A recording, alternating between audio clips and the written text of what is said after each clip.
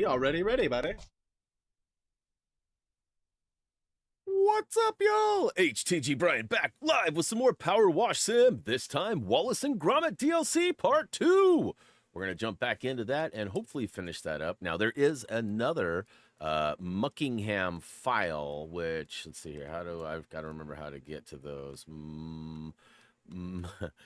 Mother muckers. Let's see here. Bonus jobs. Yeah, here we go. So there is a new one here. Clean the Dessert Parlor. Sorry, it's still a little early over here. Makes a lot more sense, too. Chacho was saying this is pretty quick to do, so hopefully there will be more later. But we got ourselves some Wallace and Gromit stuff, and as you can tell by the meter here, the Soikle, we're less than halfway done. Speaking of less than halfway done, Kirsten, I'm starting to feel more like you in regards to that firefighting sim. Some of you guys know on Tuesdays we had been playing the firefighting sim, the squad, yeah, and we all got down to like the last two trophies. Well, I played a bunch and got one of those last two trophies, and now I've just been grinding for the final one. And I've got this method that sort of allows me to track how many miles I've driven as well as get them quickly. And so I've been doing that, and I've been tracking it. I looked this morning.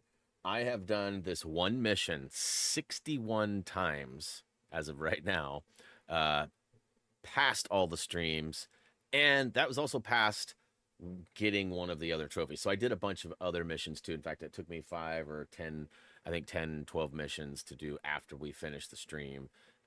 So anyways, I've played like 70 plus games. They're each about 8 to 10 minutes long, just due to the one I've chosen and everything.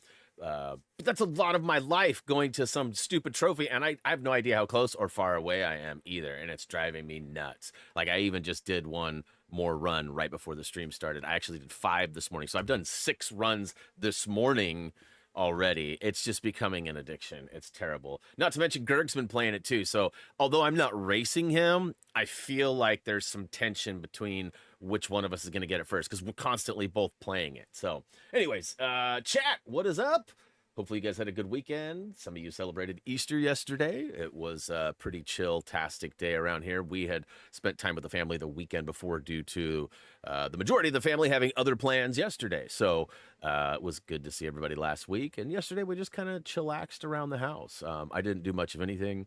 I haven't been able to wash my car because I got my windows tinted. Now, technically, I can because the tint is on the inside, but the moisture on and around the car and the windows can actually prolong the curing process. So rather than have like a cool window or a possibility of wetness or humidity, we got enough of that here in Oregon as it is. I've just been leaving it. So I literally got my windows tinted Thursday, got the car home about 1:30-ish, and I have not moved it since then. It's just been parked. I've gotten in it a couple of times to check to see if there's any bubbles or see how the curing's going, and it looks wonderful. I'm very pleased with the job. In fact, Jillian got her windows tinted, and she's got like this little piece of dust inside the window, and it's driving her nuts because it's like, it's not in her peripheral straight out, but like when she goes to look at the rear view mirror, like the side mirror, like it's just right off to the right-hand side, and it's a decent bubble. So our guy Zane has told us that he will fix it for us. We just need to get the Tesla down to him,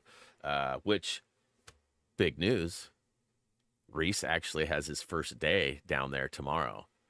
I'm so proud of my dude. I'm sure he's not listening or anything, so this isn't like a praise that will reach his ears, but like, dude is actually officially, as of tomorrow, will be working 3 jobs.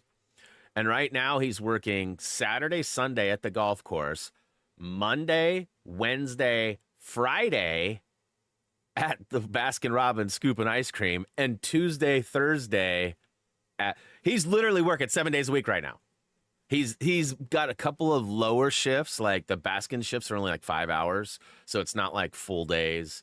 And the golf course stuff is he gets to work with my brother and my dad, and they're screwing around half the time. I mean, Reese does work, don't get me wrong, but they're running around the golf carts together. He actually really, really enjoys that, and he gets to be outside, so it doesn't necessarily feel like the same work. So, and his whole motivation right now is to better the GTI. Like, that's, Oh, anyways. Chacho, Kevin G, and Ben were today's early notification squad. Thanks for being early, guys. Much love, much love. We got a Raised sighting out there. What is up, Raised? Hey, did you find your earpiece? I saw that you fell asleep with it in last night. You know, I will likely be that same situation sooner than later. My hearing, I used to have subwoofers, 12-inch subwoofers with over 1,000 watts going to them for many, many, many years. Even like right now, the GTI, I kind of let Reese have my stereo system that was in there. I told him it's still my amp, it's still my subwoofers. So, but you can use them because I don't have any need for them and I don't want them in the garage. And so like my ears have taken a walloping over the years. Plus I've been to tons of concerts.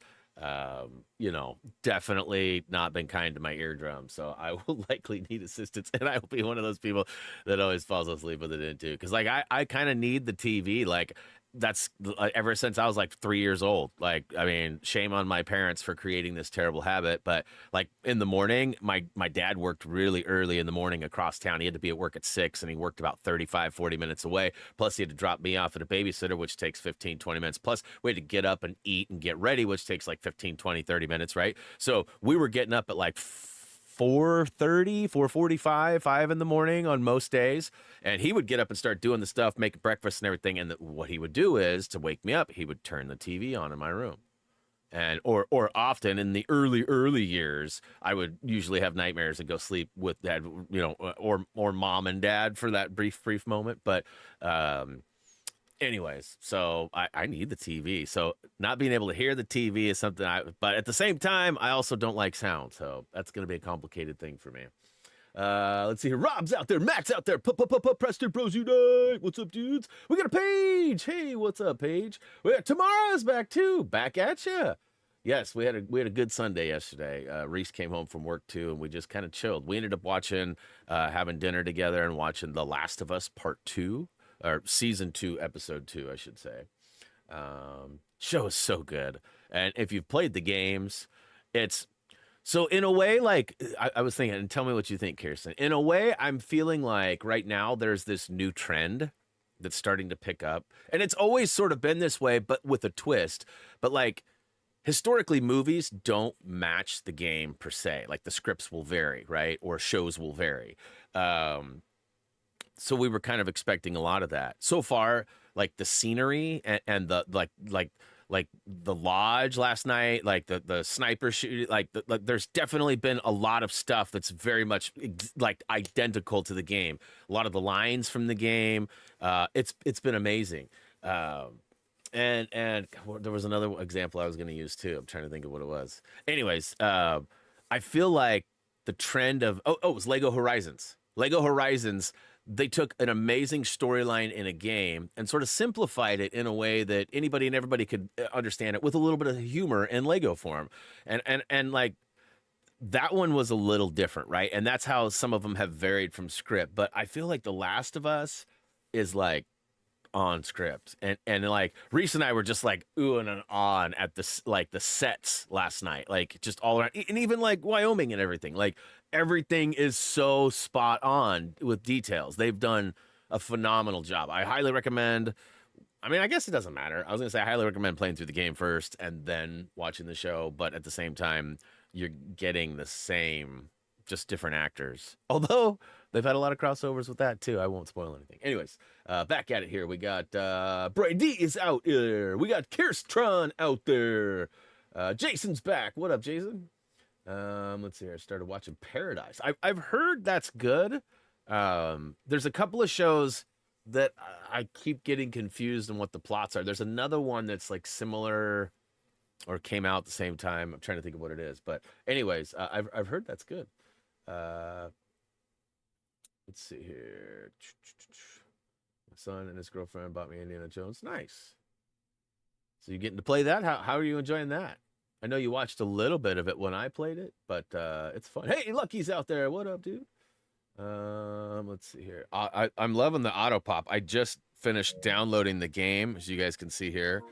In fact, Booyaka Shout, it just while you were gaming, The Last of Us Part 2 and so we're gonna probably start that tonight and run an hour or 2 or 3. I don't know how far we'll get. Reese is convinced that we won't be able to catch up at this point. We don't have like hours every day to watch, so we'll probably get an hour, maybe 2 a day or every other day. Let's see here. Oh, got the jump. Farmers out there, what up? I saw it was it's Brother Bill's birthday. I'm sure you've already said hey to him, but I reached out as well. I have not heard back yet, though. I know he's busy, especially early in the mornings running around. Let's see here. Yeah, way to go, Reese. I appreciate that. Back to work. All right. See you later, farmer. Thanks for swinging through. I found it right away, but had about an inch past my... Oh, no. That's terrible. Let's see here. Yeah, I saw that, Brian. I saw that. I'm assuming you mean like a rehabilitation center, because I mean rehab could definitely mean different things for different peeps.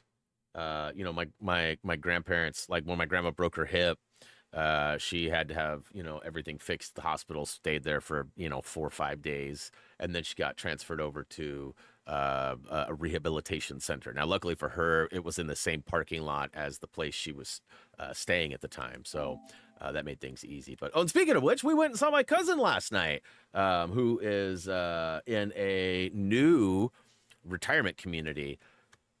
I asked if I could move in. I am not kidding. It's like a 5-star hotel, but like better.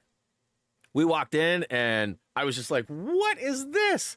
You know, after both of my grandparents, all three of my 4 grandparents have been through some pretty serious stuff in the last 5 years, 7 years. And, you know, before they passed, and this was such a huge step up. Like, it was a brand new building. It's only been there for like a year and a half. So like everything is, all the cabinetry, all the carpeting, all the art, everything is like brand new. They have a pool. Actually, they have multiple pools. They have a little putting area to play golf and chip on. They have a bowling alley with like smaller, like almost like kid-sized balls. Whoa, that sounded bad. Kids. I don't know how to say that. Anyways, not regulation. Not regulation. How about that? And I think I got the trophy for turning the auto wash on, right? Yeah, okay, we did that last week. I was just making sure I didn't miss out on something else. What else did they have? They have a movie theater that's got like a huge screen. The only problem with it is they have like a set, and maybe it changes every month. We didn't know the answer to that, but they have like a set group of movies. So it's like Mondays is like Sister Act 2, and Tuesdays was Field of Dreams, and Wednesdays, you know, it's like, you know, movies that a majority of those people would probably enjoy and not find offensive and things, you know. But it was still cool. They had a cappuccino or a bistro bar that was like decent size, like reminiscent of like a Starbucks counter.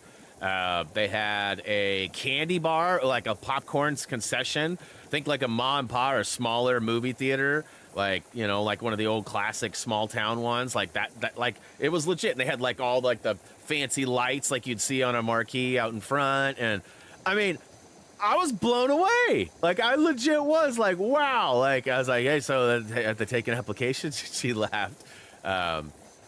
You know, and it's pretty upscale. Like, most of the people there are really nice. There's a lot of doctors and lawyers, and, you know, like it's a pretty spendy place. So you're not seeing a lot of, you know, I don't know how to explain it, but like there's different kind of people there, really, and most of them seemed really nice and friendly. We got to meet a couple of staff members that were just amazing.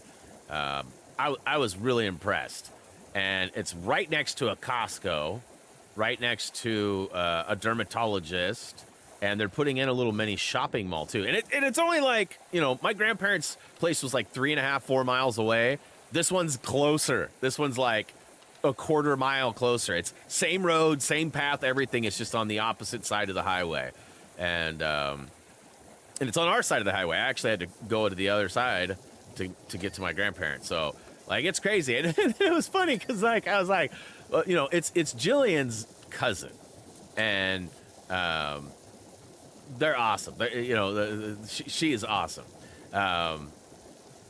When we were leaving, I was like, so hey, you know, when we went to see my grandparents, we basically made it, you know, time every Sunday so that we could come see them. So, you know, you let us know the frequency of how often you'd like us to come by. And before I can even finish saying that, she goes, Psh, I don't need no babysitting. I'm fine. I'll let you know if I want to see you or if I need any help with anything. And I was like, okay, great. Like, I couldn't believe it. Like, it's just such a funny, you know, interaction. Like, hey, we're really happy you moved to this facility because we live proximity to it. And we're happy to help you on any way we can. Let us know when you want us to. Oh, no, I don't need no babysitting. And then she goes, I have 250 people that live here with me. So, like, I just thought that was so cute and awesome. So, like, she's totally buying in and loving all the people and the conversations and the interactions. And I think that's great. Like, you know, like my grandfather, when he went to that place, he literally never left his room. Now, he was in a less mobile state than she is, but I don't see him as ever accepting going to a place like that when he was more mobile, right? Like, he literally was like one of those kind of dudes that he legit said to me, Brian, when I get a little further down the road, I want you to take me out back and hit me over the head with a shovel and bury me next to the animals, because they had like a little animal, you know, cemetery that, you know, they'd lived there for 30 years, so multiple cats, a couple of dogs, you know. So my grandpa was not one of those guys that would go and embrace. So I'm loving it. I think it's amazing. She does genealogy too. She did our genealogy many years back, which was really cool. We have like this big charts. I think I talked about it recently. And she's already found 2 or 3 people that want her to do their genealogy. So she's like busy doing work already. She just moved in on Tuesday. She already knew everybody there. It was like, get out of here, Greg! See, I told you, bro can't stop trying to beat me to platinum. Bro can't stop trying to beat me to platinum. I hope it crashes on you at least 3 times today. I hope you get to the finish line, like, mission complete. Loading to final screen. Crash.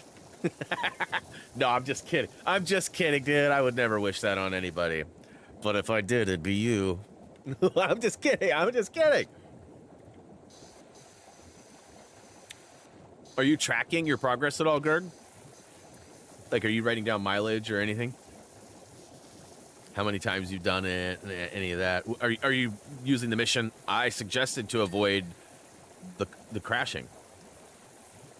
You are not. You're just willy-nilly. Gotcha.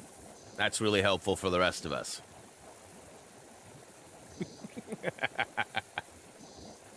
Oh, man. I don't know why I feel like picking on you so much today, man. Just know it's nothing but love, dude. And if you get the platinum before me, we're never speaking again. No, I'm just kidding. I'm just kidding. Take a joke, bro. Take a joke. Don't worry. You'll be for sure getting it before me. You probably missed the beginning opening segment. The wife has, after watching episode 1 of season 2 of The Last of Us, she has changed her mind. She wants to play through the second part of the game so she knows what's happening. And like last night, I told her too. I said, you know, I think it would have been a little better if you would have watched me play through the game, because I probably would have. I don't know. Maybe there's no difference or change at all.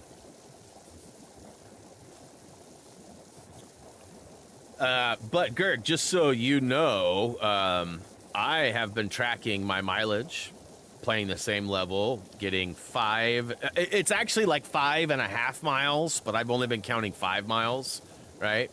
So my numbers are probably a little bit off due to underselling or undercounting, but probably not too far off, you know, because I basically do like 5.1 miles or 5.12 miles or, you know, something like that every or 5.3 miles. And so it is adding up a little bit more than 5. But here's my tally sheet. Oh, my glasses! Here's my tally sheet. Oops, my fingers are blocking some of it. I'll go on this side. So there was the water one up top, and then you can see I've got the 100 sort of right here. Those missions were to get to the 100 missions.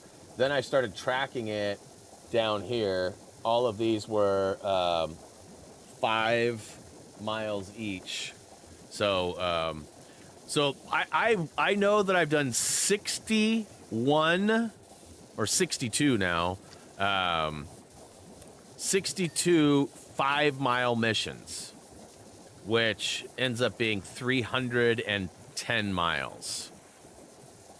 So I've got at least half, because it's 633 or something like that we need to get in miles when you convert kilometers to miles.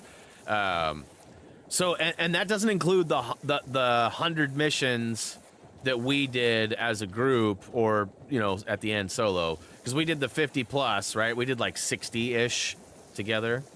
So I haven't counted any of those, but those 100 missions on average were, I've just been saying 2 miles, because some of them are 5 or 6 or 7, and some of them were like 0.89, right? There was a couple of missions too. If you remember, I went on like a joyride, and I took us way out of the way and probably gained, 4, 5, 6 miles.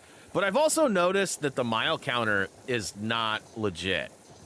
If you go like 60 miles an hour, you're tracking the same amount as if you would per second doing 10 miles an hour. Like, it doesn't really accurately count or represent mileage. I don't know how else to say it, but I mean, it's definitely taken some hours. I talked to Boo yesterday, and Boo is basically in the same boat as Kirsten right now. He's got like 1 or 2 missions left for the 100, or a handful of missions left for the 100 missions, and then he needs the driving, and that's it. So he's got all the co-op and all that stuff done too, which I thought was dope. I don't know who the crap he played with, but wasn't it?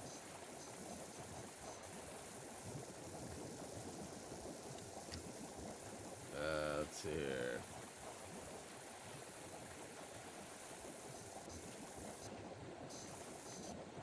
We'd come visit. Is Brian in Washington now?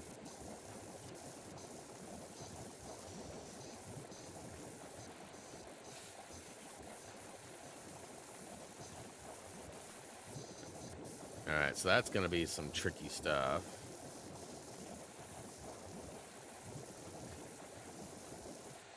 Anybody else played this DLC? I know Chacho did. Anybody else playing this right now, though?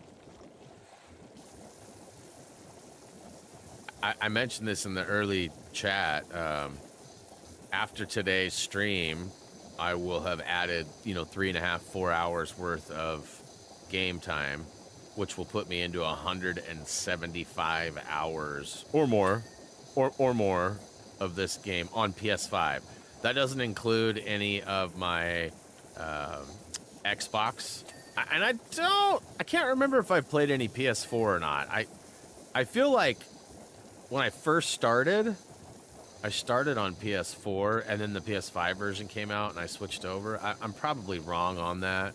Maybe I had them both the whole time, and I've only played the one. Maybe I started playing another one with, like, Gray, and maybe a little bit with Tude, I think. But I can't remember if I was just playing on my normal account or if I was playing on my PS4 save or game. Can't remember. I feel like we were playing the PS4 version, though, or we tried to, and Gray and I were having troubles communicating. Like, it was really weird. So maybe I don't have any on the PS4.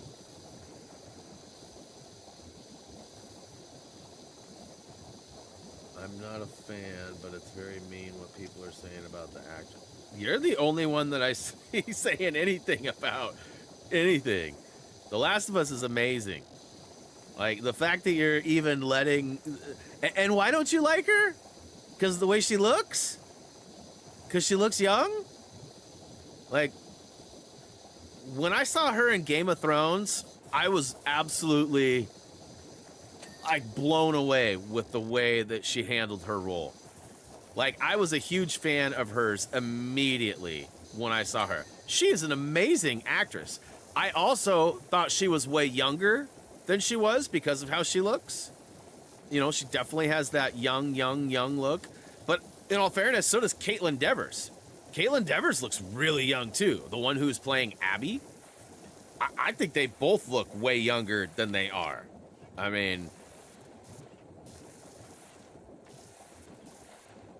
yeah, I've not seen any online hate at all. You must have like a forum or a group that hates on her or something you go to, because I've seen nothing but praise. At first, people were like, oh, you should have picked this person. You should have picked that person. I've definitely seen people say they had different people, right? And like Ashley, the girl who did the original, you know, voice acting and that they based the character. Well, there's rumors that they used two people. I've never gotten confirmation. There's actually rumors that the original model of Ellie was based off of two people.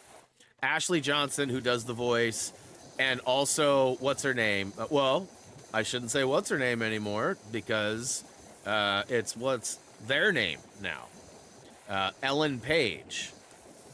Elliot Page. So at the time, Ellen Page, because there was like some controversy in the beginning of the game. Like, people thought, there was like arguments, like, it's this one, it's that one, you know, and so I don't know if there's ever been an actual confirmation from, like, is it Zuckerman? No, not Zuck. Is it Zuckerman? Yeah, Neil Zuckerman, right? He's the lead, the BA on that. Oh, she can absolutely act. Are you kidding me? You clearly haven't watched anything she's been in. Clearly. Like, clearly. And I mean, we could all have different opinions, but that I don't see that as being a valid opinion.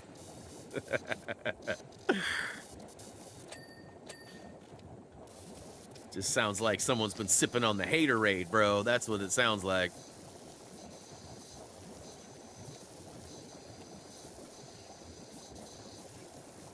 Yeah, I mean, I don't know if you ever watched Game of Thrones. She nailed that role. She's a queen. A very young and very powerful queen. And she is a bad arse. Yeah, then you know. Then you know. It's been a long time since I've seen that. Actually, the wife was talking about, like, we should rewatch that again. And I was thinking in my head, like, that's... All I could think of was the South Park episode. I don't know if you've ever seen the South Park episode. But basically, the whole episode is mocking the fact that there is a lot of nudity, specifically male nudity. And so, like, the theme song in the South Park episode for Game of Thrones is wiener, wiener, wiener, wiener, wiener, wiener. So anytime there's, like, movement or... like they're going from like one scene to another and there's like transition or like, you know, powerful statements are being made in between the statements. Like it goes from like, you know, the king over to it's wiener, wiener, wiener, wiener, wiener. So that's all I could think of when the wife was like, you know, it's been a long time since we watched that. We should watch that again before we watch House of Dragon. I was like, we can do whatever you want. I'll watch whatever. But just know that the whole time we're watching it, I'm going to be thinking and probably humming.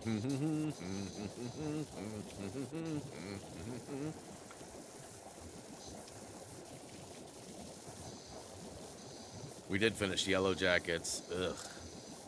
I don't know. That shows... I mean, it's not much different in the theme since it started in Season 1. We're in Season 3 now. Just finished Season 3. But, like, it like, takes some characters to some really far beyond needed places. Like, far beyond needed. Like, there's trouble, right? And there's like, oh, no, you shouldn't do that. Oh, no, why did she do that? She just made things worse. Or he just made... like, there's those kind of moments and stories you see. But that's, like, all it is in, like, the last 5 episodes of the season. It's like... what is happening? Why is they... what? Did that really just happen? We started rewatching Black Mirror because there's a new season of that. And, like, we watched it... I don't know, 3-4 years ago. And if you're not familiar with Black Mirror, it's a Netflix series. There's usually 3 to 5 episodes per season, and each season, every episode is completely separate from the other one. So, like, supposedly in the new season, there's some callbacks or connections to some previous episodes, like maybe a part 2 or a second episode of something we've seen already, or a prequel. I haven't watched it. I can't fully explain or know for sure. But every episode is basically independent. So they're like little mini movies. Think of like, this is how I think of it. Kind of like a film festival. It's basically like a film festival. And you just watch these, and some of them are downright sick and twisted. Like, there's one, as soon as we started watching it, I was like, oh my God, this one again. And it's the first episode of the first season. Hey, Gerg out there flexing. Why am I not getting any audio?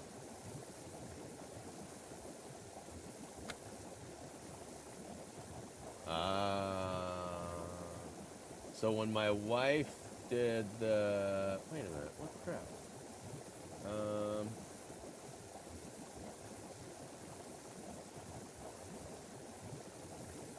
I think I got it.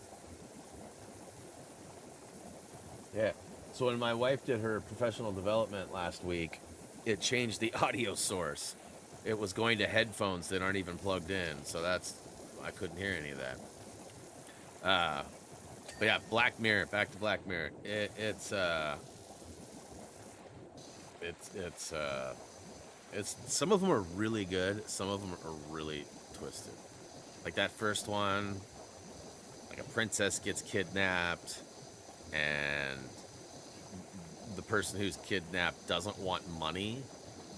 They want the prime minister to partake in an act live on television that I won't even say. And it's messed up. And like how it all unfolds and happens, and it's like, we watched that first episode. I remember the first time I was like, so yeah, I don't think, like I was selling Jillian on the fact that like, hey, the next episode's not going to be like this. Like, it's going to be totally different. And it was.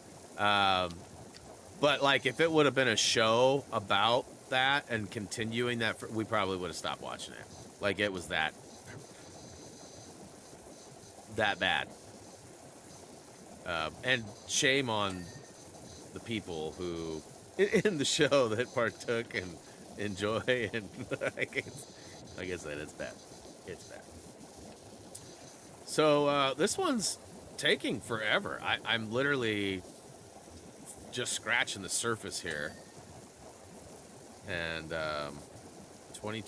I mean, we've only been at it for, I guess, 20-ish, 25-ish minutes, but...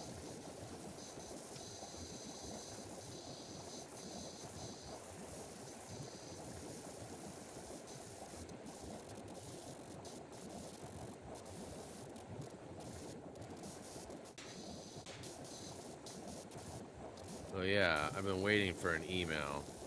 I think I complained about this on Friday. I ordered some parts, and I think on Monday? Yeah, it was Monday, right after stream, I ordered some parts. And we were laughing because the parts company sends you these swag packs. And the swag packs have air fresheners, which are horrifically smelling. I do not like them. And I still got that new car smell anyways. Like, I'm trying to make my car smell like that. They also have, like, drink koozies, which I appreciate. And then they also have stickers. So, I mean, you know, some people really like stickers. Every time you order, you get the same thing. So... after a couple of orders, you're getting sick and tired of the same thing.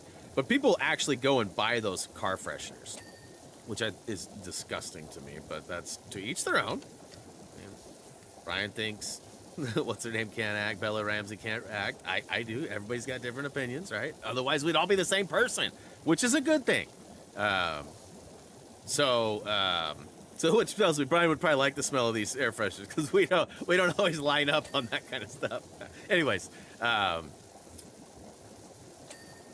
sent an email Friday asking like, hey, what's going on? My one is out for delivery. My swag pack that I didn't want. I didn't say that, but I said my swag pack's out for delivery. Where are my actual items? You know, any leads on that? This company prides themselves on like instant shipping. Like every week on my Volkswagen group, I see the same stuff over and over from different people. Oh my God, BMP Tuning did it again. I got next day shipping. Like I just ordered it yesterday at 3 p.m. and it's already here today. You know, like not even 24 hours later. Big shout out to, you know, the blah, blah, blah. And so like they're really quick and awesome. And they're in Texas, so they're sort of centrally located. So it's not like, you know, companies that ship out of like New York, right? It takes a little bit longer to get from New York to Oregon than it would from New York to Ohio, right? Or something like that. So some of those places. So Texas is pretty central, and they do a pretty good job of getting that stuff out. But they sent me an email, and they told me one of my items is out for delivery. Now, I'm assuming that is my swag pack. But I couldn't read it. The stream was legit starting right as I opened the email, and I was like, no! So it's kind of killing me, because you know me. Is this the email? Is this the email? This level took me a while to finish, Chacho says. Yeah, it's definitely a little bit of a grinder. There's some under bits and some between the, you know, here and there, and I haven't even gotten to the big weird machine behind me. And I'm assuming this one's going to take up, you know, a third or a quarter of the percentage left for this DLC pack. And at this time, I wasn't planning on jumping into the Muckingham file right away. I figured I'd wait because it's just a single level and it's fairly quick from what I've heard. But I figured there's another one coming here in, I don't know, a couple weeks, couple months. And I figured I'd wait and do both of them together.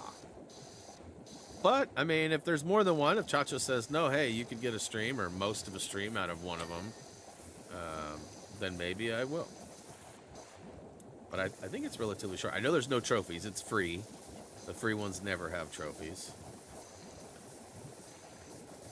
Well, I shouldn't say never, but historically.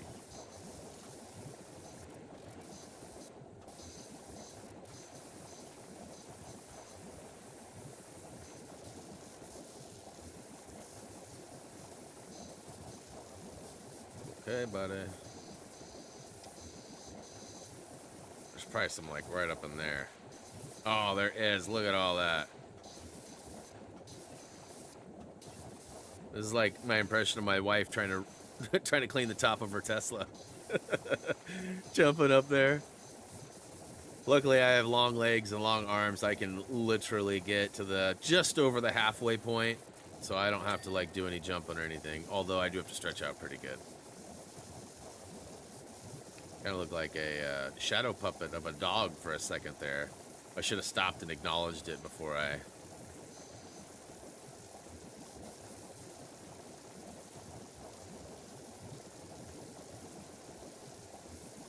How long did the Muckingham files take you there, Chacho? The dessert factory or shop or whatever it is.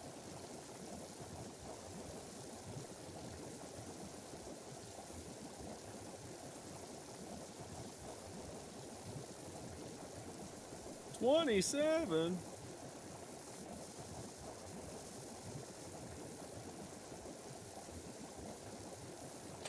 Yeah, boy. You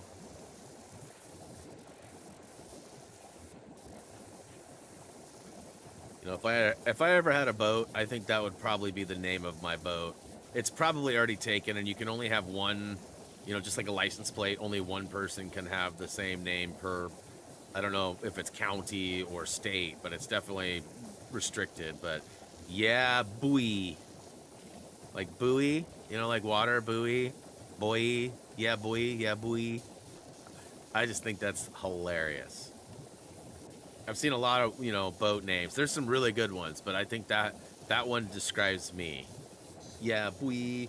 Did you post a pic of your new toy on Discord?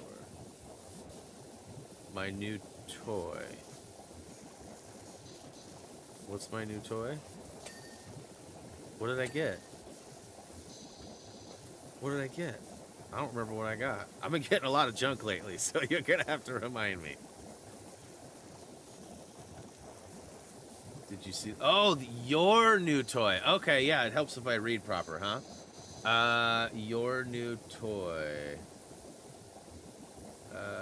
Oh, yeah. I did, actually. I did.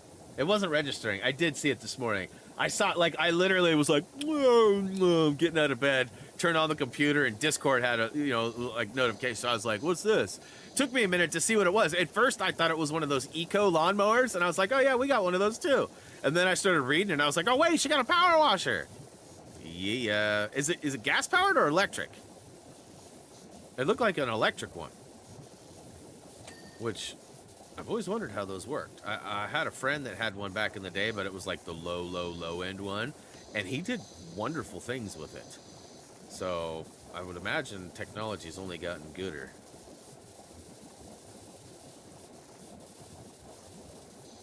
Yeah, I haven't used mine in a minute. I'm kind of dreading. I got a bunch of stuff. I got to do our driveway.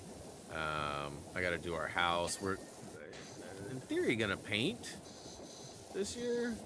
I don't know what's going on. Like, we were going to paint last year, and, like, I think a bunch of supplies and paint got procured. And then, like, we had this talk about, like, the top of our house. It's pretty sketchy. Like, it's up pretty high, like, probably like 35, 40-foot ladder kind of high. Almost like you need a lift, like a scissor lift, you know? And I don't really feel comfortable doing it. And so we didn't want to task Reese or, Muffy or Jillian with it. So we got a bunch of quotes to have it done professionally, just like the one section.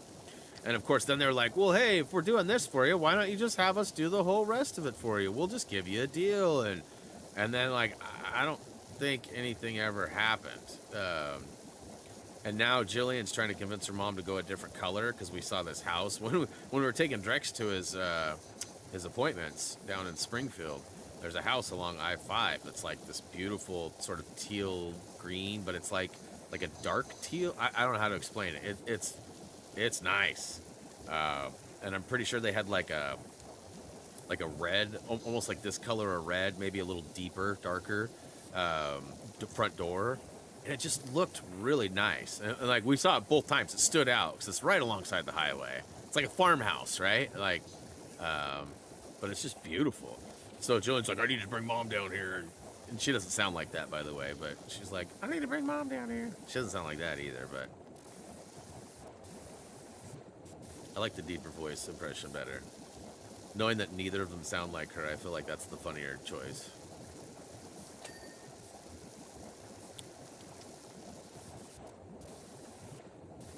We need to find someone that can service our riding lawnmower for something less than the cost of a new car. Yeah, there's probably some decent mobile handymen. You just got to get on like a John Deere forum or, something like that and just be like, hey, I live in Oregon. Who can come help? Sorry. Hey, I live in Washington. Who can come help? You know what I meant. Oh, and $5 says. $5 says. Oops.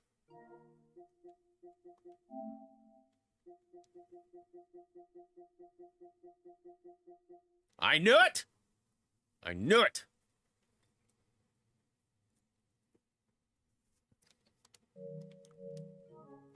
Gerg is friggin' busted.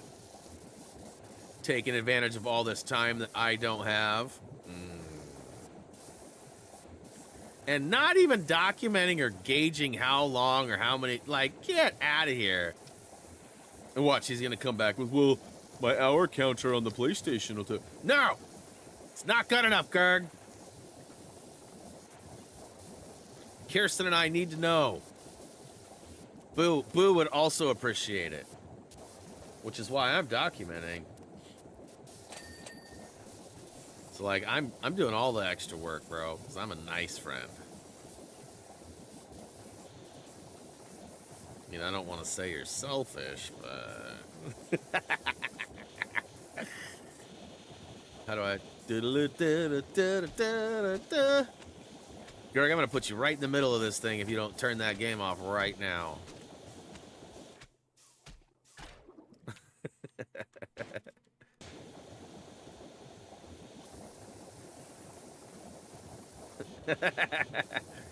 Don't you tell me no, bro.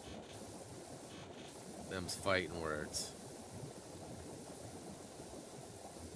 Kirsten, do me a favor and spam him invites with me so we can crash his PlayStation. Just send him 100 invites to whatever you're playing. Let me know so I can do it at the same time. DDoS his system. All right, everybody out there, come on, let's DDoS Gerg. PlayStation style.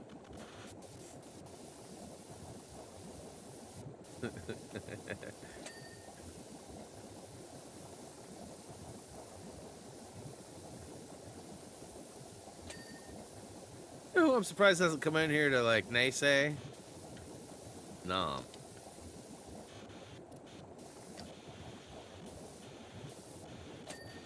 I haven't seen the Nom yet. He got back Thursday, and I'm sure he's at work today. I'm sure he's probably still jet lagged. I mean, he was only there for like 10 days or something, so maybe a week. I don't know how bad. You know, like with me, I try to stay on my time whenever I go to other, which is very rarely when I'm outside of my time zone, but I try to stay on my sleep schedule and time based on, you know, so I don't totally get wonked out. But the longer you stay, the harder that is, especially if you're trying to do certain things. Sometimes you just got to be up at different times to make the things happen.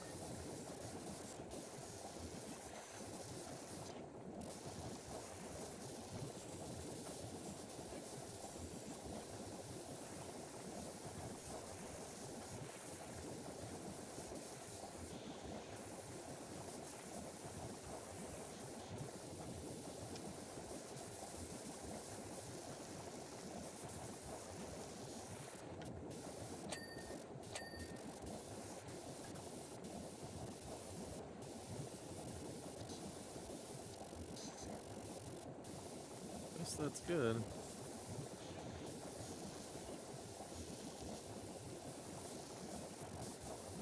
So I tried to convince the wife, you know, last week I mentioned one of my favorite bands or groups put out a new album, The Living Legends. They announced 2 shows, live shows that they're doing, but they're both in Hawaii. One's in Maui and one's in Honolulu. And I told the wife, let's go. And she said, what? When is it? And it's like June 7th, no, June 6th and June 8th are the 2 dates. And so she's unfortunately in school still. So she's like, I might have to take a bereavement day or 3. It's like, but if we're going to Hawaii, we're not just going for 2 nights or something. Like, we're going to stay for a while. So we've been talking about it. We definitely, with like her extra work and her classes, she's making a lot more money now. So I'm still making peanuts, so I feel bad about that. But that aside, I'm not built like Reese. I can't work 3 jobs. We've been talking about really planning a trip, but it's hard because I know this is stupid, but depending on a couple of factors, a trip for us would be really hard on Drex. You know, Drex really has that separation anxiety, mainly from mom, but you know, I play a role in that too. Like, he definitely is my dog as well. And he likes Reese, he loves Muffy too. It's not that he doesn't like them or whatever, it's just he needs his mama really more than anything. And so like a week away from Drax just seems like torture. Major depression. And I mean, we could probably do it, you know, and he'd probably be fine. You know, most dogs don't have the history our dog does, and we don't even know all of it. We know definitely some trauma before us, though. So that being said, it's hard for us to make choices like that, especially for long trips. So, you know, we've talked about doing a cruise for like 3 to 5 days or whatever, like trying to minimize anything, but still not denying ourselves the opportunity or options to go. You know, with Reese working all the time and you know, Muffy out and about with her friends and stuff too, Drex would definitely spend a lot of time home alone. And that's not a shot at them. I'm just saying I don't want to have to force them or expect them to cancel or take time off work or whatever to, you know, be around. So yeah, we got some hurdles to jump through, but we would like to do something like that. We were talking to our cousin yesterday, and she was like, you need to do something like that, you know, because we mentioned that we were talking about it. And she's like, you know, you don't want to wait till you're in a wheelchair and you're wondering why you didn't do it, you know. And she's definitely not super young, right? Like, she moved into a retirement community for a reason. And, you know, unfortunately, she just lost her husband, you know, back in, I think it was September, October last year. Right around the same time that my grandma passed.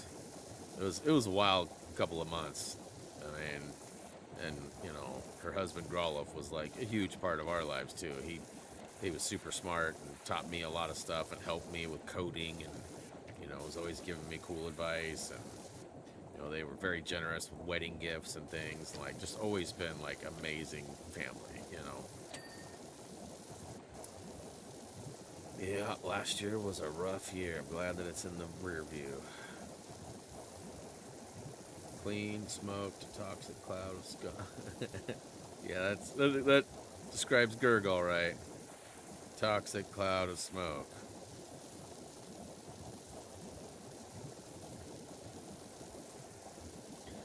And this room right here is an example of what Gurg's presence does. I wouldn't be doing this if he hadn't have gone and visited Wallace and Gromit.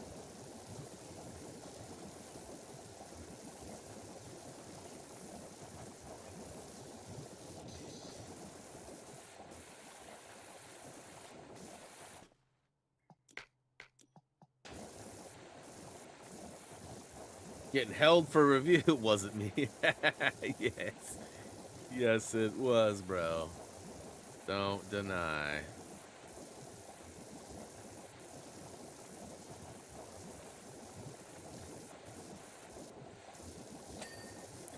Yeah, I don't know, Chacho. I think seeing my face in a smaller box is better than in a bigger box, bro. Face for radio. That was another thing, too. Our cousin had not seen me with the beard, so when we walked in, she, like, kind of tilted her head, and you could see her, like, that looks like Brian, but he's got a beard. Oh, it is Brian. Like, you could see the whole process happen. She's like, oh, my God. And it was funny, because Jillian's cousin, she came right to me, and she gave me a hug. She's like, your beard. You have a huge beard. And I was like, I do. Jillian's like, yeah, he's had it for a couple years. And she's like, well, I haven't seen him in a few years. It was cute. It was super cute.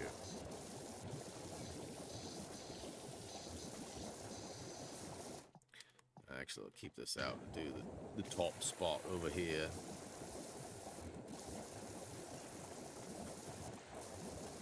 %. This has taken a fortnight to do.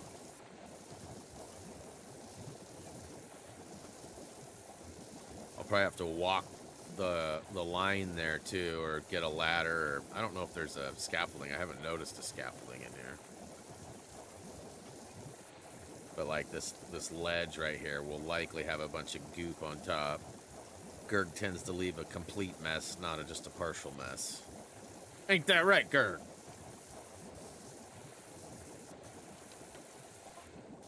Let's check Wash Lad soap supply. Gromit can't have him running out of suds. Suddenly? That's almost as bad as one of my jokes. I mean, good. Good is one of my jokes. Almost as good as one of my jokes. Ooh.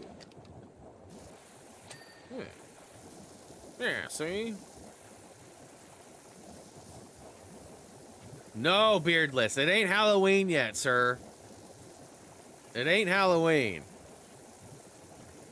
Bro, if you do, though, you need to go, like, full photo shoot and do, like, different angles, different smiles, different faces, and send, like, a 25 or 26 pic collage to the Tude Man. That's a priority.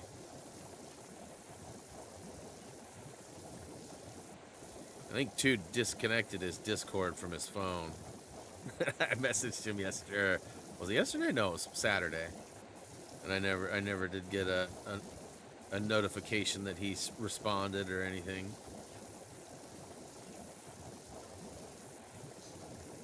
But there was a lot of people have been going crazy with AI, which, by the way, did you see this report about AI use? Oh snap! Oh, for a second I thought I went to Gerg. Man, Ray's, you about made me lose my mind. Ray's gonna make me lose my mind up in here. And that's like the worst possible name you could have for the gift. So congrats to Phil. Congrats to Phil. Oh my gosh. How that name is even. And we've seen he's been around in streams. He'll probably show up now that you gifted him. He's a nice person, but how you could roll around with that name, I don't know, bro. I don't know. Oh my goodness.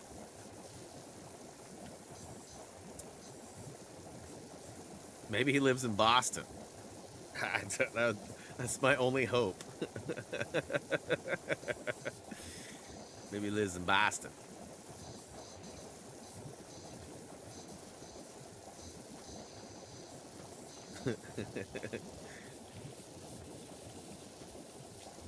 Is this a pump? Snoozatron. Yeah, I don't know much about Wallace and Gromit. I know about Angry Kid, which I think was early work of the same people, or maybe just similar animation. I don't know. Angry Kid was the bomb, though.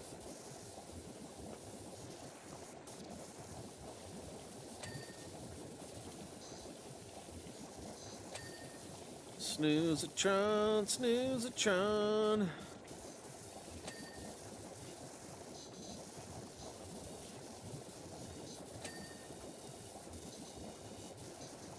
Okay, so I do have a ladder. I found the ladder.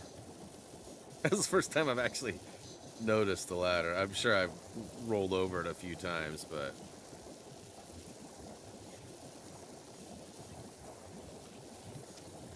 that would kill him to see it. That's what I was saying. Like, it would definitely shock him.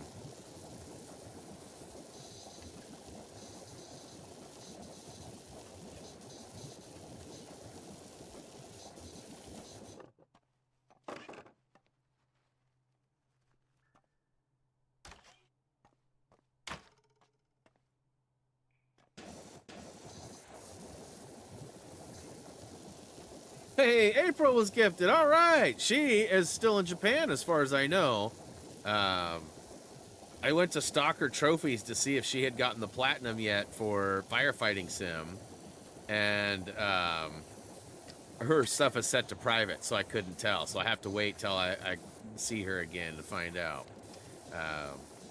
But yeah, I'm hopeful that she'll be surprised that... and I'm hopeful Gerg and I will get it soon. It's not a race, but it'd be fun to be like, oh yeah, by the way, I got that while you were gone. She'd be like, what?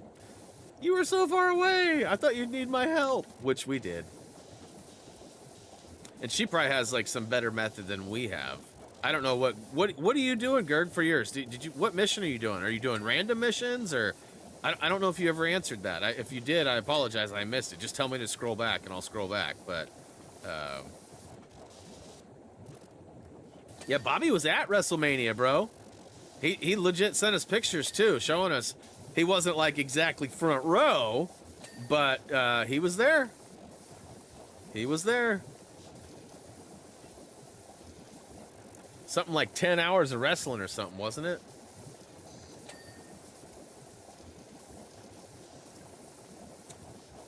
basketball playoffs have been on last 2 days. They've started at 9:30 in the morning and they've ended at about 9:30 at night. Half the games have been really good, grinders back and forth, like competitive, fun games. One of the teams got blown out by 51 points. Biggest playoff loss in history of the franchise. And you know what? It was the one team that I really don't want there. Like, I don't really care who wins because my team's not there, right? So, I mean, I have some people that I like in the NBA. I have some teams that I favor over others. I don't really have, like, a team I'm really rooting for at this point. But, you know, there's one team I'm sort of like... And the reason for it is the way the star player acts.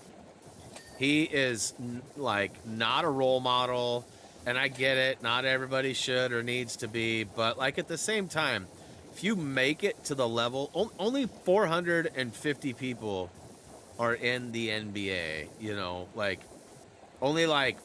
I want to say, like, 4,000 people have made it into the NBA. It's a pretty small group of people, right? I mean, it seems maybe like there's more, and maybe there is now, but that might be an old stat. But ultimately, like, it's a pretty small select group. And this one particular guy has been in trouble so many friggin' times for the dumbest stuff. And it's pretty much the same thing over and over again. And he can totally avoid it. And he's got fans that are wanting to see him play, but he keeps getting suspended and fined. And he's under investigation. He's bringing all the wrong attention to his team. And I just don't like it. And the way he acts, like, he's one of those guys that'll miss, like, 17 shots in a row and then hit one and then do, like, a dance and a shimmy, like, yeah, I'm the best. I don't, like, dislike celebrating. A good celly's a good celly, right? Like, I'm all about celebrating, especially if one's hot. If you're on a heater and you're doing well, regardless of sport or scenario, like, I'm all about that. But if you've been terrible for the last 20 minutes of the game and you actually hit one shot, that doesn't warrant, like, a too small or a rock the baby or any of the stuff that, like, you know, happens. And in this case right now, he's been shooting finger guns. But he's also been suspended for 25 games for having a gun on the team plane that wasn't supposed to be there. Then following that warning, he also went on Instagram Live waving a gun around, which is a clear violation of Instagram policy, as well as the NBA policy and contract that he signed to get his money. His team doesn't like the publicity. Like, it's just bad, right? They said there's no such thing as bad press. Well, that might not totally be true, right? But, I mean, I guess if that's what you want to be known for, the guy that was one of the greatest players to ever play but was suspended more than he got to play, then cool, you're on your way. But I don't like it. So when they got beat by 51 points, I was like, yeah, boy! That's the name of my boat.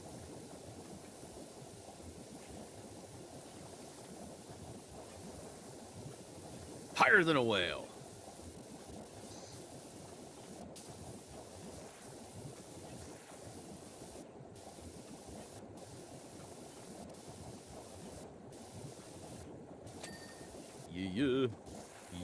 Yeah.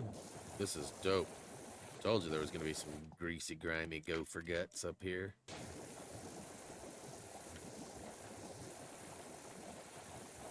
Can I get a ding? Thank you.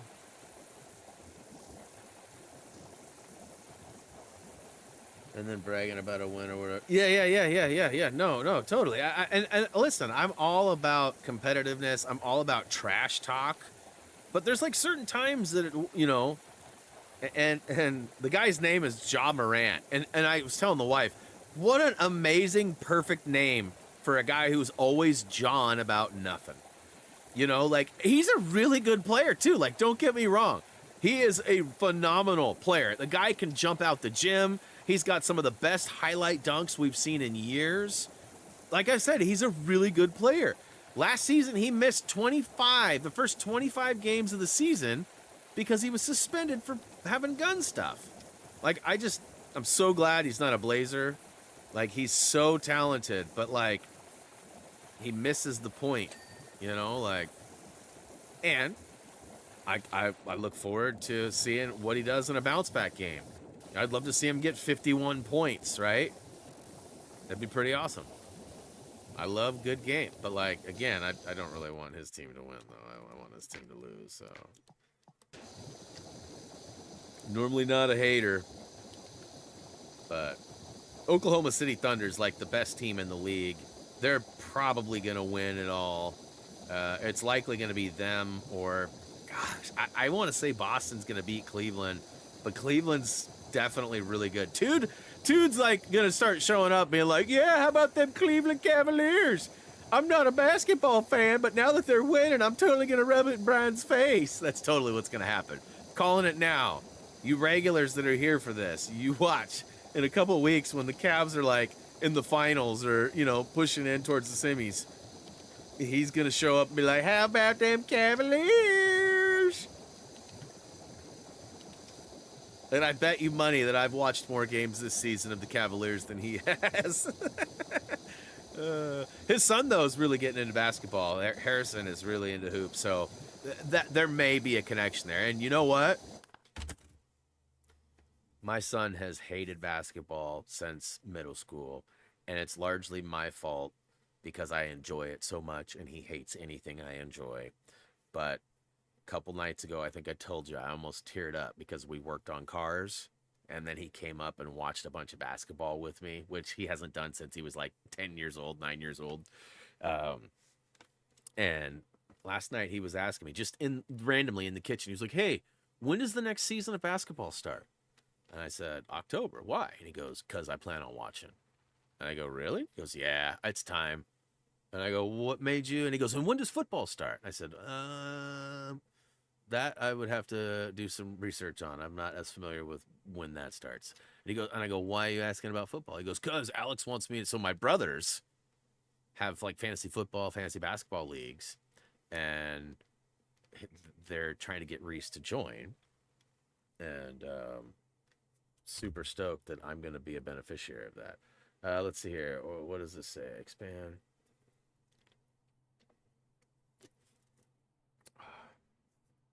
Hey, Brian, thank you for reaching out. I understand your concern regarding the shipping status of your order. I've contacted Racing Line to get an update on your items, and we'll keep you posted as soon as I receive more information. In the meantime, if you have any other questions, blah, blah, blah, blah, blah. And I wonder if that's... So one of my oldest friends in the world's son works on for this company that I'm dealing with. And I'm not displeased. I'm just kind of like, where the crap's my stuff? But I'm wondering if he was the one that responded to that. I've also found out that he's actually been doing a lot of their camera work. They've been putting out some really, really good ads and videos. I'm like, bro, let me get some tips. Because, like, it's, like, high end. Like, I don't know if he's been going to school. I don't know if he's just got a knack for it. He's been around cars his whole life. His dad's best friend for many, many years was sort of like a big brother to me for a handful of years. He was a gentleman that moved here from California when I was probably 17 and I lived in a small hillbilly town at the time, and he'd gotten in a ton of trouble in California and had to move in with his grandparents. Guess what? I got in a ton of trouble with my family up in Portland and had to move in with my grandparents. He was 3 years older than me, though. So he was like already done with high school when he moved here, and he immediately started working for this mill that we had. They actually made trusses, the truss joists. Some of your houses might actually have the flooring that I or he dealt with while working there, because I worked there for a minute too, based on his request. And anyways, so this dude and I, we met, we hit it off. He was legit a big brother to me. Taught me almost everything I know about mechanics and working on cars. Taught me how to do a motor swap, helped me do my motor swap, made me do my own motor swap. He supervised, but he was adamant on me learning. And he was always doing something else too. So like he would come over, I would go over there, and he would go through all the what needs to happen and blah, blah, blah, and show me stuff. And he would get on me too, like, bro, you're going to do this motor swap, clean this motor up, paint your engine bay, like everything. Just taught me how to love and care and the process of things, right? Like, something that my dad never had. My dad was a hunter. He had no knowledge of cars, other than he loved Cadillacs. And I did not. I still don't love Cadillacs. Anyways, Yeah, this dude was like the best friend of. So I've known these guys for 20-ish years. And his son works for the company, which is like crazy. Like I've talked to him a little bit, but not a lot. But I'm curious, like, how much of this stuff are you actually dealing with? Are you shipping my stuff out, or do you do stuff differently every day? Do you just show up and it's always different? Because, like, how do I get a job there? I want to work there. Probably not a lot of money in it, but it'd be a really cool job to work for a parts supplier like that and be involved in, like, car shows and photography and installs of car parts. And, like, I'm all about that. We've talked about starting a shop in Salem, you know, but not enough money in the bank for that. Nor do I have a good mechanic. Like, I could do some stuff, but I don't want to be the mechanic. Nor do I want to be, like, putting intercoolers and turbos and things like that on all the time. I want to drive those cars, not build them. Football starts in September. All right. So roughly just about the same time as, like, preseason and stuff starts in basketball. Because preseason starts usually, like, last week September, first week of October. And then usually the first games of the season are like the last week of October. A lot of Blazer games, first games have been on Halloween, which has always been cool because, ironically, the cousin of the guy I was just talking about, whose son works for the company, is a Volkswagen mechanic, but his birthday's on Halloween. He used to be my mechanic, but he got tired of dealing with me, I guess. He doesn't really turn any bolts anymore. Which is where I'm at. I don't want to do that stuff either. I like clean fingers, not greasy fingers.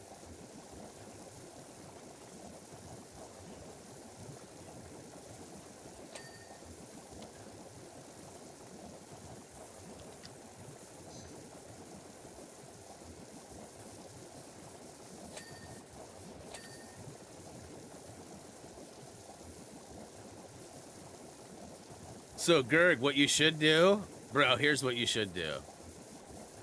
You should take a picture of yourself right now. Just take a selfie. And then find one of those AI apps and, like, make yourself beardless. And, like, do, like, a whole thing. Like, make yourself strong. You know, like, do, like you're really strong riding on, like, a Clydesdale horse. You know, like a big, strong, big, you know, like, horse. And make it beardless. Hey, Adam, you're not feeling well still, huh? Well, I hope you get gooder soon, man. It's never good. I had a really bad sinus infection. I woke up Thursday feeling stuffed up, and by the end of the day on Thursday, I was a mess. I had the worst headache. Reese texted me at like 9:30, almost 10 o'clock, which I was literally brushing my teeth, getting ready for bed, and he texts me and he says some stupid stuff like, I think I really messed up. Like, I think I royally screwed up. And I was like, uh-oh, what'd you do? And he basically just had a conversation with, it was nothing. It was nothing. He over-dramatized it. So I, like, waited up. I was like, all right, hey. He's like, can I call you? And I was like, yeah. So I waited. He calls me. He's like, hey. He explains it. I'm like, that's it? I'm like, bro, you're fine. You're fine. Don't worry about it. And he was like, okay, cool. And then he's like, well, I'm on my way home, so I'll see you in a minute. I was like, all right, see you in a minute. You know, I always got to make sure my dude gets home safe, so I waited up. But I had the worst headache. I was, like, just in so much pain. And I woke up Friday and was just like, absolutely not. I am going to say no stream today, tell everybody, and then I'm going back to bed. And that's what I did. Like, normally when I don't feel good, too, I'll put, like, an old movie on and watch it. I literally turned the TV off and went right back to sleep. And it wasn't even like I didn't get any sleep or I wasn't tired. My head hurt so bad that I just wanted to not be conscious. And somehow I made it to sleep and slept a couple, 3-4 hours. And I woke up and felt better, ate some food, felt a little better. You know, as time went on, it just got, you know, a little better. Took some Sudafed and some ibuprofen. That, of course, numbed to some of it too. But it's definitely allergy season, so, you know, I expect to have some more sinus-y stuff. Like, I still have major sinus stuff going on, if you can't tell, but it's only going to get worse as the weeks go on, bruh. And then it'll, you know, get better. Next couple of weeks, though, are going to be Pollen City. Everything's building up, getting strong and purdy.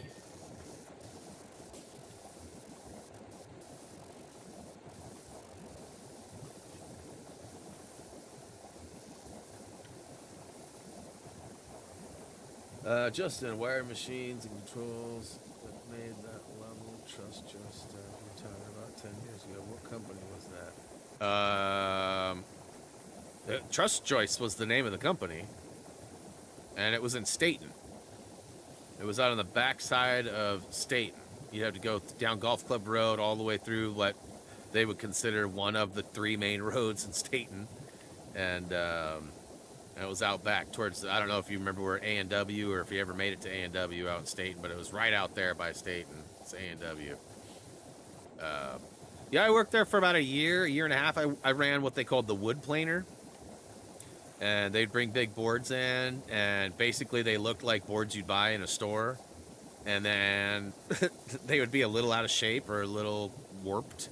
And they would get put on, like they'd come in pallets, and I'd put them on this machine, and the machine would sort of just like sort through them. And basically I just had to stand there and press go and stop and make sure that none of the boards got stuck. But it was constant like,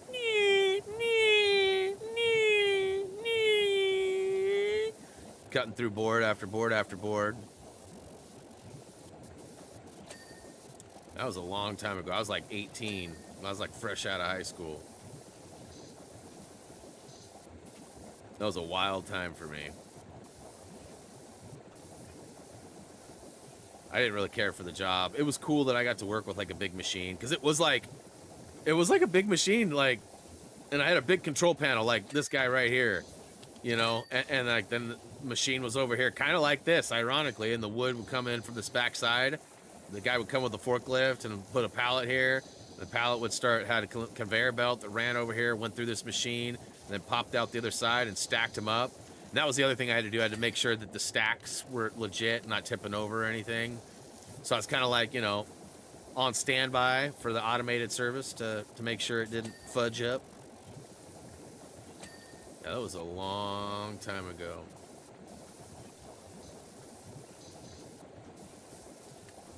That's cool that you wired stuff like that up, though. Like, I mean, I feel like I would be good at something like that, because I mean, I've done tons of, I went through the MECP training. I don't even know if they have that anymore, but that's the Mobile Electronics Certification Program. I wanted to be a car stereo installer. I actually ran a like a bootleg business out of Staten. My ex-girlfriend had a house. It was her mom's house, but her mom was dating a guy who lived in Staten, and she lived in Sublimity. And mom would literally come home maybe twice a week to grab new clothes or do laundry, be home for like an hour, maybe 2, and then bail and go back over to, ironically, I didn't like him and his name was Dick. Went over to Dick's house. We didn't get along. And I think largely because, you know, I was like, I don't know how to explain it. I wasn't a threat to him. I certainly wasn't ever going to date the mother or anything like that. But, you know, I was around. I was doing like a lot of the household chores and the household stuff, like any kind of maintenance, any kind of fixing of anything, you know, and technically he was like, you know, dating the mother and probably should have been doing some of those things. But I was young and active and willing to help. But they had a huge shop. A 3-car shop in the back. It was cool. It had like a little turnaround. Like, it was a nice piece of property, really nice piece of property. And so like me and my friend Michael, we would advertise to all of our friends like, hey, you want a CD player put in your car? Hey, you want some bumps put in your car?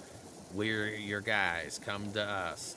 And we did tons of small like stereo installs, sub installs, and never anything too fancy. It was always like stuff like we had to go buy the stuff at Car Toys or wherever and then put it in. But so then I met this guy named Jeff who was a car stereo installer, and he was like, bro, you know, why don't you go through the program? So he got me the book, and I read through the book, and actually signed up to take the test, and I don't remember, something happened the day that I was supposed to take it, and I ended up not taking it.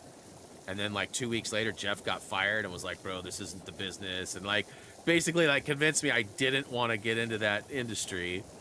And then I never really followed up on that, but I was qualified. Like I knew all the different ohm impedances and how to change in a wire series parallel and, you know, test everything and replace voice coils. And there was a lot of stuff that you had to learn. And I probably still have that book around here somewhere. A long time ago, though.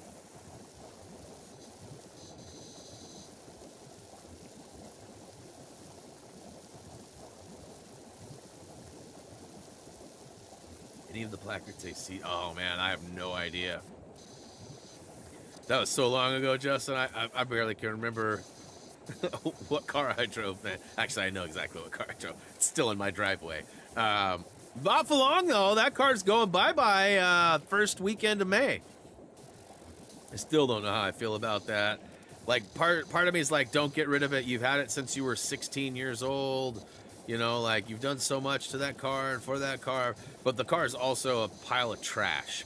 And I'm not saying that because I'm just over it. I'm saying that because it's literally rusting and falling apart. The windshield has the seal around it. It's popped out and like it's heat shrunk, so you can't even stretch it and pop it back into place anymore. So, you know, the glass is going to need to be reset and resealed. The sunroof is a mess. It's going to need a new sunroof. The door seals are both bad. Now, I do have door seals, but it's one of the hardest things to replace on those. So I've never done it. And the ones that I have, I think, got bent, which would be problematic for installation too. And the door itself is broken. It has to be re-welded. The striker is off. Currently, there's 4 generations or 4 summers worth of yellow jacket nests in the trunk. Not to mention probably copious amounts of poison that we've sprayed in the trunk, which I cannot currently get the trunk open because the trunk and the passenger side door handles are broken. I have replacements, but good luck getting those out without breaking something. And then the motor and trans has not been moved or dealt with since like Reese was like 5. So like at least 10, if not 15 years ago. So the thing did not run when it was parked there. That's why it was parked there. And it needed a in-tank fuel pump, so it's going to need a new in-tank pump. Most of these parts are probably cheap and salvageable at a junkyard or through a junkyard. But, you know, Reese has had no interest. And until now, I gave it away on Christmas. And he's like, why? Callan and I want to build it. We want to. And I'm like, it's too late, man. And it's going to cost hundreds, if not thousands of dollars to restore this. Like, you'd be better off finding a different car. He's like, yeah, but the history. And I'm like, I don't disagree, but find a different shell, pull the motor and trans out, you know, like, which is what I'm suggesting to my cousin. But, man, I've had that thing since 1995. That's crazy.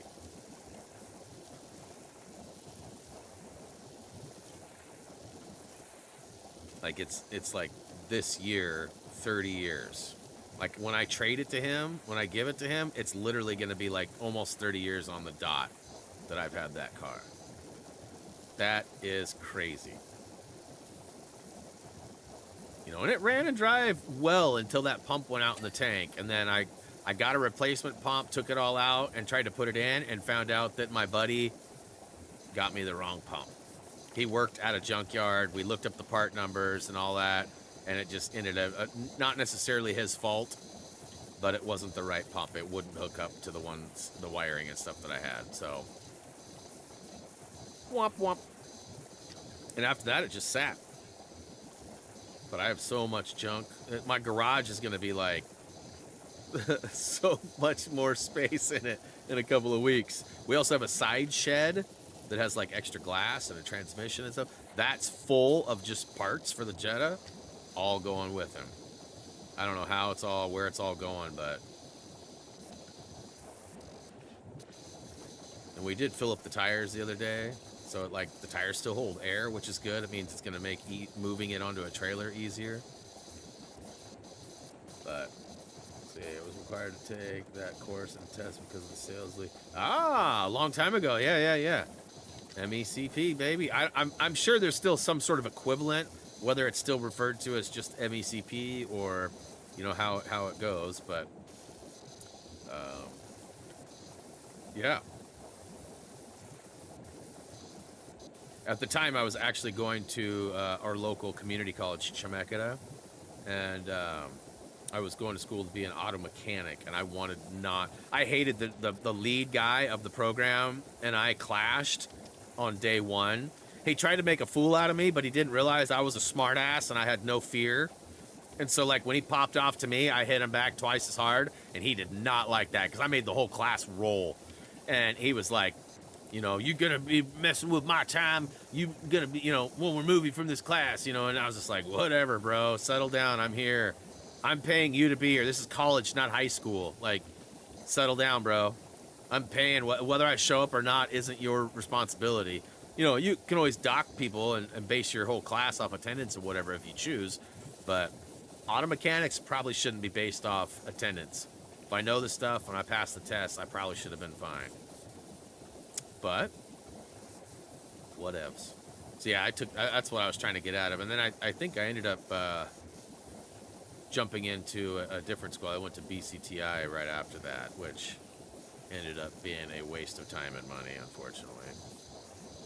I actually got a degree in office automation. If anybody can tell me what the crap that is, I would be happy to know. I've had the degree since 97 or 98. Never come into play once. Never been helpful or useful. like the school actually went under and class action lawsuit happened. But see, I was a dummy and I didn't pay my loans because I was disgruntled about how the school and the process and like we were told I was going to learn to build websites. We didn't even use a website the whole time we went to school. None of the computers in the classrooms were even connected to the outside internet. Only an intranet connected to the other computers. So when we learned to send emails, we sent emails from computer 1 to computer 3 and computer 3 to computer 1. We did not have an @ or any kind of anything. There were 3 computers in the vicinity that were connected to the internet, but they were in what they called the business career room, which is what was expected to be used only for job resumes and applications. And yeah, they taught me how to type. They taught me how to use Peachtree. Guess what? Newsflash, Peachtree doesn't even exist anymore. At least I don't think it does. It might, but I don't think anybody uses it.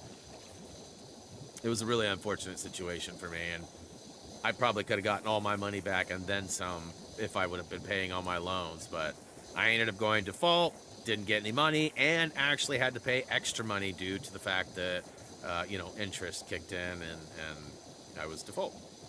Penalty fees and such. That was a long time ago. Long time ago. Almost seems like another lifetime ago. Like that was actually before Jillian. Like, not too much before, but it was before Jillian.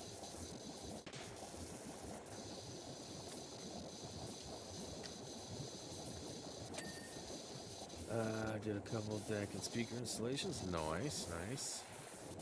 We have a dude at our Salem one. His name is Xander. I don't think that dude... I don't think anybody else works there. Like, I think it's just Xander. He's a really cool dude. He did all the installs and uninstalls in my Mark V and my Mark VI GTI. So, like, my amp install, my sub install, my head unit install, and all the, you know, all the BS that comes with it nowadays, the satellite radio and the GPS that you have to install. Like, things are different now than when I used to install. None of that stuff was a thing back in the day. But GPS needed for, you know, the mappage. Most of them have navigation these days. Most of them just use Android or Android Auto or CarPlay. Apple CarPlay, that is. And I still want to get... Anybody got one of those magic boxes that allows you to use your phone, like Netflix and Hulu and that stuff on your stereo unit? Anything that's Android Auto or Those magic boxes look dope. They're like $300 or something. I don't know if it's that dope. But like watching like Netflix, chilling, eating a sandwich or something in the car. Ha ha! I don't eat in my car. Are you kidding me? It's not for a new car situation. We didn't even eat in the Tesla for a long time. Now we have food sometimes, very rarely, but it's not unheard of to have like a burger or something on the road as we're traveling somewhere. But in the Golf, not yet. Not even 3,700 miles on the car yet.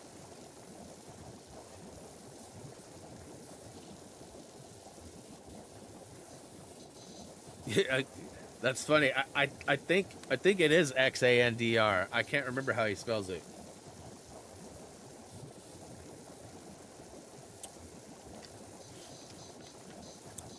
I don't know how to explain him, but he's a really hip, cool dude too. Yeah, no, this is maybe that was the case too.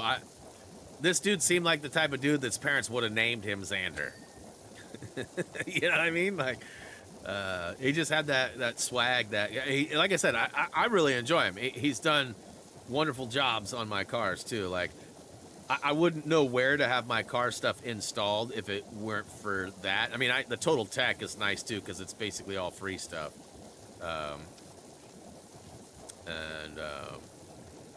Which I still love. Free installs, make it happen. I wonder how Best Buy is paying them, you know, because like, don't they normally get paid like on certain jobs or whatever? Must just be hourly.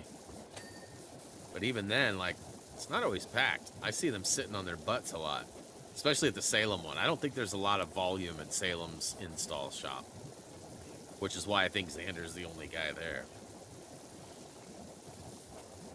Ooh, 76%. Hadn't looked at the percentage in a minute. That'd be funny if it was the same guy raised.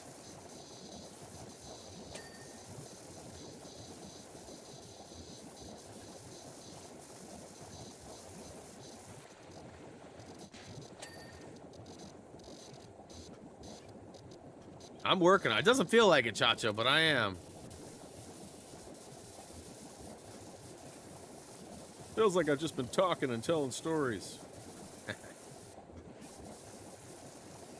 you get that platinum yet, Gerg?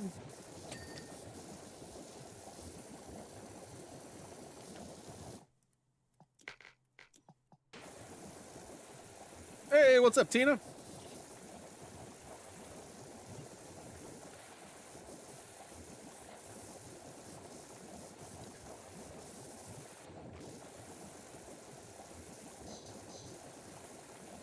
Can I get a ding?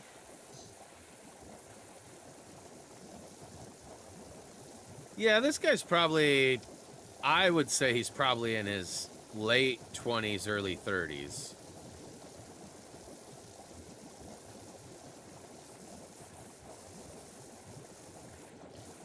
That would be my guess.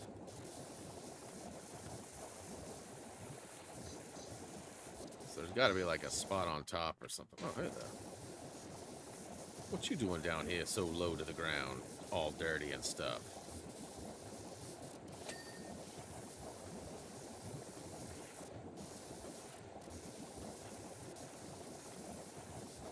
I like that I'm getting the unit behind it clean as I jump too.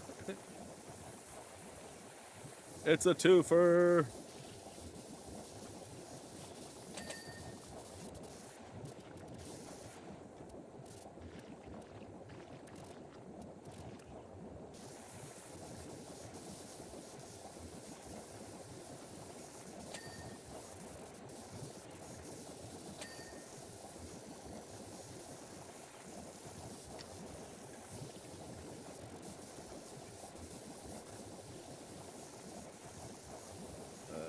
Maybe the knitters should have taken more time cleaning this. Yeah, I don't disagree. Although Gerd came in with his stupid ninja smoke and got it all dirty. we've determined that that's what PowerWash Sim is based off of. If you follow the lore all the way to the core, Gurg is the reason why we need this game. Or so the story goes.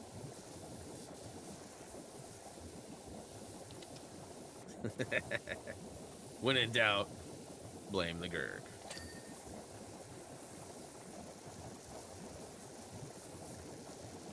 Ha ha ha. I know that's what he's thinking right now.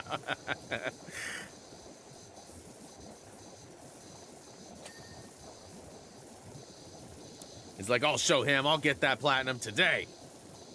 Platinum or bust today. If I find out that's true, I'm going to have to end stream right now. And if I do, it's all Gurg's fault. You guys know this, right? It's always Gurg's fault. Gurgus, interrupt us.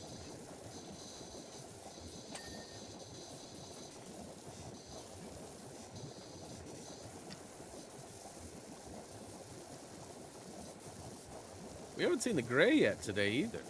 I wonder if he's golfing or if he sent me some video of a guy in real life that was golfing with his friends, and like there's like this course, and on the middle of the fairway there was like a water pit, like clearly like a sprinkler head had gone bad or something, and so it was like literally like a little pond in the middle of the fairway, and the guy goes, he's freaking out, cussing up a storm.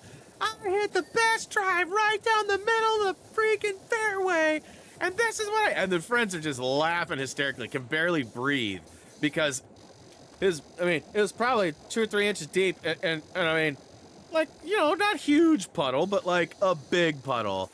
And rather than taking a stroke and pulling out, or his friends allowing him to just take, you know, a mulligan or something, he hits the ball, and it splashes everywhere. He slips and he falls, and his friends are just laughing. Again, can barely breathe. It's like when I break Gray. Same type of thing. Pretty hilarious. Pretty hilarious. Let's see here. Yeah, in stream blame Gurg. Absolutely. He's not here to defend himself, which means he's actually grinding the game right now. He doesn't want to put the controller down. It's like, I'm going to beat Brian if it's the last thing I do today. Or first.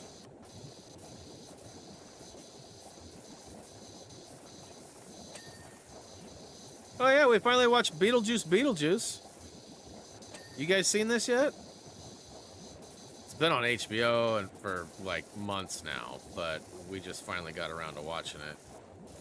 You know, I wasn't sure how I was gonna feel. I heard that only only Winona was returning, or Winona and Michael Keaton were returning, but it turned out there was, you know, a few familiar faces, and they did a phenomenal job with oh gosh, I can't think of his name right now. The dad, Michael Dietz. What's his real name? He's been in a ton of stuff. Great actor. Man, I should know this. Anyways, I do believe he passed away. I didn't go verify this, but I do believe he passed away. And so they included him in a very unique, creative, Tim Burton kind of fashion. And the movie is so Tim Burton, like the designs, the looks, everything is like, it's really well done. It's totally got the pizzazz on it. Yeah, I recommend it. It's good. I mean, it's not like, oh my God, you need to see it. But I mean, as far as if you're a Beetlejuice fan, you know, Michael Keaton does a phenomenal job, as you'd expect.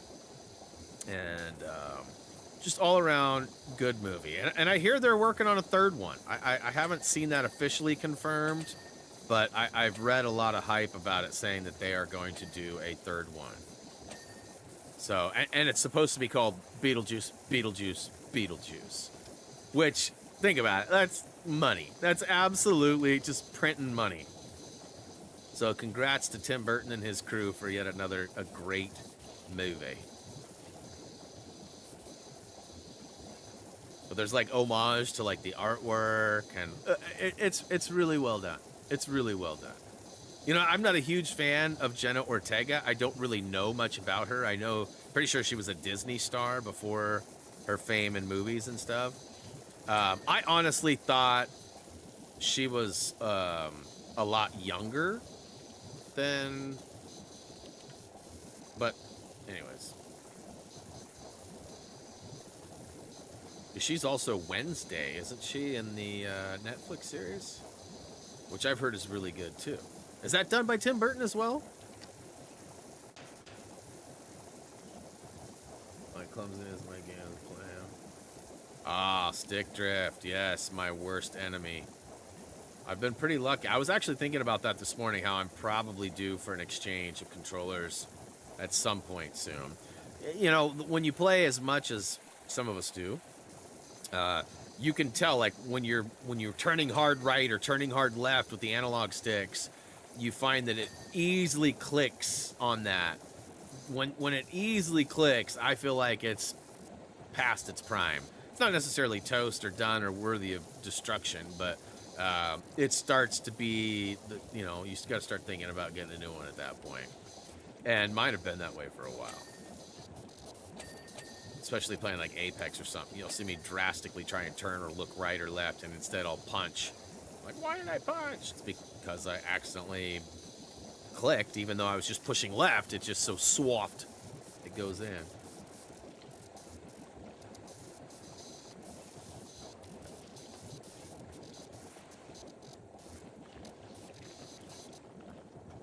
Christina, yeah, Catherine O'Hara's lovely in that movie.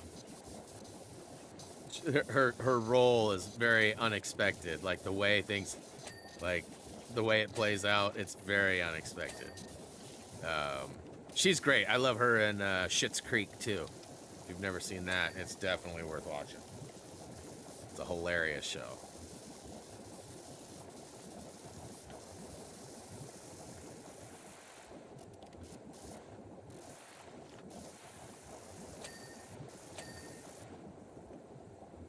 Getting pretty close to break time. And I still haven't finished this. That's wild.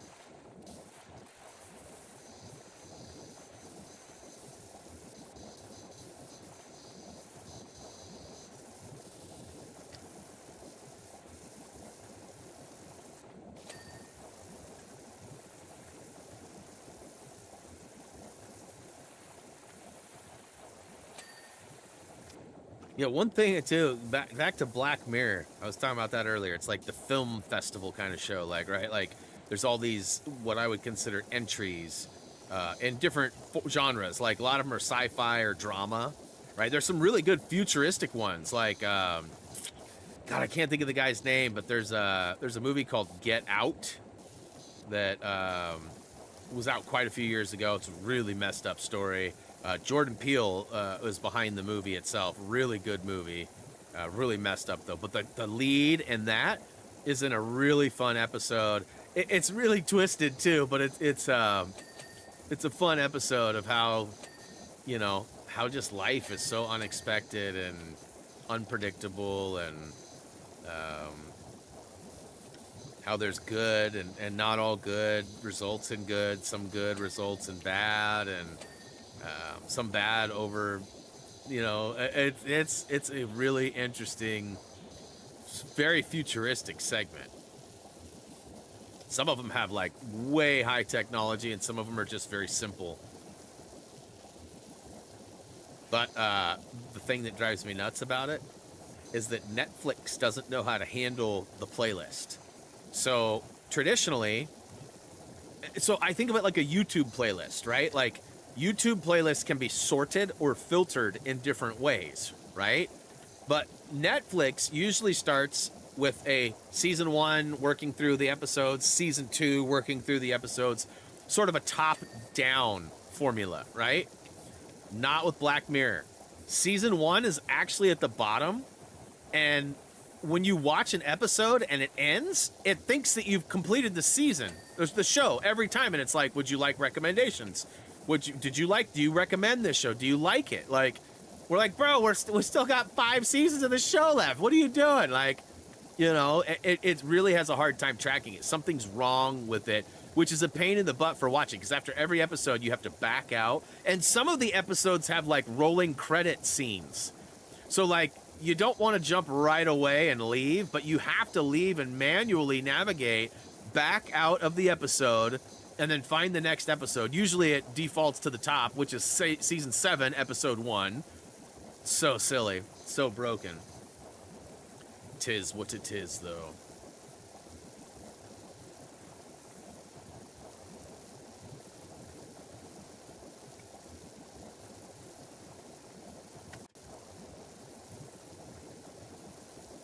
Ooh, basement floor's about to ding off. Ha ha! Did I call that, or did I call that? So we're getting pretty close to BRB time. And that's exciting. We're almost done with this guy, too. We will not get this completed before we get to the BRB. Probably be in the mid-90s, though. Or at least low 90s. Hey, it's Marty the Moose. You guys remember when Robin Williams used to do the Wally? Wasn't Wally the Moose? So what was his name? He had a whole bit like, like it's pretty. It was a long time ago. I remember it stood out to me as a youngster because there was lots of curse words involved. That, to me, was as funny as it could get. Curse words were about the mountain peak or the mountaintop of funny for me. I mean, still kind of are, depending on how you use them. Swear words are art to me, honestly. Like, they can be mundane and boring and misunderstood or overused or overthought, or they could be some of the greatest forms of. Like, I saw this comedian the other day, and he said, you know, I've got the perfect way to insult somebody. And he goes, all you do is just describe somebody and then follow it up with looking ass mofo. And, like, it's so dumb when you think about it, but since then I found myself describing people, and, like, we had some bad driver the other day on the highway, and I was just, like, describing his car, and Reese was, like, in tears rolling. He's like, bro, are you kidding me right now? And, like, he kind of looked like a rapper, and I referred to him as a rapper, and I kid you not, like, 4 songs later, we were long past this guy, but, like, 4 songs later, one of his songs came on, and we busted up laughing again. Like, you remember that? That was, like, 20 minutes ago. Like, could you imagine if this song would have came on when we were rolling by, when you were talking trash? Like, but swear words are, you know, comedy. As long as you don't take them too serious.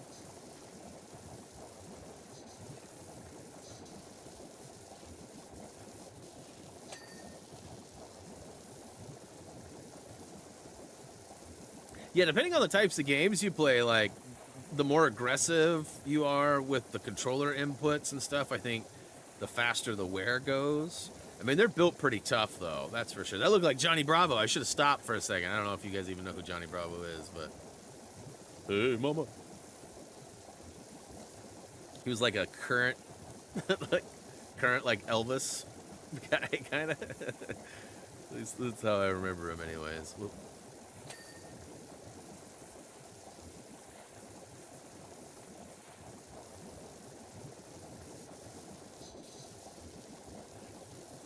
Oh, I'm not even at 90 yet?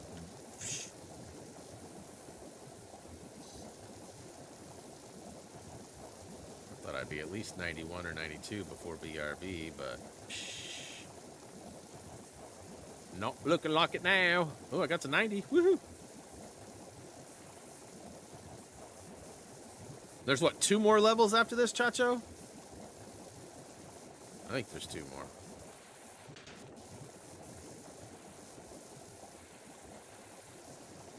Yeah, big news here in Oregon. You guys outside of Oregon and Washington probably don't know much about Burgerville because it's sort of been a Northwest-based franchise, but they have really good like burgers and fish and chips and chicken, and it's really good. We had one here in Salem, right off the highway off Market Street, back when I first moved here, many years, like 94, 95, like a long time ago. But it sadly went out of business, and I never really figured out why. Since then, there's been a Newport Bay seafood restaurant. Right now, we have this thing called Bag of Crab, which is like a Cajun seafood restaurant.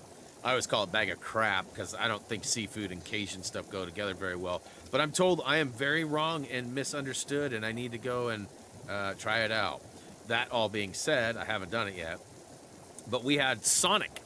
Sonic was very late to the Salem area, and we had one in Kaiser and one in Salem, and they just didn't do very well. I'm not sure why, but the Sonic on Lancaster, which is the closest one to me, has been repurposed and is opening a Burgerville again this week. Actually, they announced it like 2 or 3 weeks ago. We've been excited. We go to Burgerville a lot when we go to Portland because they're everywhere up in Portland. And because we don't have them here, we often go. But that's going to open up other options for us now because, we used to go to Qdoba a lot when we didn't have one because it was like exotic to us. We don't have it. We don't have the access to it, right? So we would like make a big deal. Yeah, we're going to Qdoba. Qdoba sucks now. We never go. Same with In-N-Out. When In-N-Out showed up, oh my God, In-N-Out. Let's go wait for 2 hours to get a burger and fry. You know how long we've waited for burger and fry recently? None. We've been to In-N-Out in forever. And the food is not terrible, but it's just certainly not worth waiting an hour and a half to get. Like, no fast food is worth that, really. But the novelty of these things sort of wear off after they become local again. And so Burgerville will be local again. And, yeah, because there's one in Albany, there's one in Monmouth, and there's one in, there's a bunch in Portland. But the closest one, both Albany and Monmouth are the closer ones, but they're both like 25-minute drives each way, right? So it's like, 20, 25 minutes each way. It takes a while. You go to get food to bring it home, and it's all soggy by the time you go. Fries are cold, so you basically got to eat there, which we prefer to often not. I've been better about being out and about, though. Like, I've sort of got my anxiety under control, I would say. I mean, now that I've said that, I'll probably have a panic attack the next time I go out, but we've been actually going to restaurants. We've got this place called Frida's. It's a new Mexican restaurant here in town. We've been going every Friday. Now, I was sick Friday, so we didn't go Friday. But I felt better Saturday, so we went Saturday. We're not on first name basis yet with the waiters and waitresses, but they definitely know us when we go there. And ironically, one of Jillian's old students is an employee there, and they're the place that I was talking about a week or two ago that you see like 15 different employees from the time you walk in. So like the person that seats you is different than the person that brings you your water. The person that takes your order is different than the person that gets your drinks for you. If you get like alcoholic beverages or soda or whatever, like there's a different person that waits tables. There's a different person that brings you your food. So like the service is just like nonstop. You're never waiting or upset or any of that. Like it's really good. And we went there on Friday, and I was like really hopeful to watch the basketball game that was on. And we got there, and they had a soccer game on, and I was like, not to be stereotypical or anything, but it is a Hispanic restaurant, and there was quite a few people that looked like they might be enjoying the soccer game, and so I didn't say anything. With Jillian, of course, she don't care. She's like, "Hey, if no one's watching, can we turn this over to the NBA game on Channel 2?" And she was like, "I'll see." And 10 seconds later, a guy came over and was like, "Hey, you want to watch what game now?" I said, "Oh, the Laker game on ABC." And he goes, "Lakers." Talked into the remote and popped it up on TV. And he's like, "There you go, bro." I was like, "Dude, thank you." So, like, I even got to, like, they've totally catered to me. Like, it's definitely a place I recommend if you ever come to Salem. As far as I know, it's the only Frida's out there. I don't think they're a franchise or anything. Come on, get your butt up there, bro. Whoa, why do I...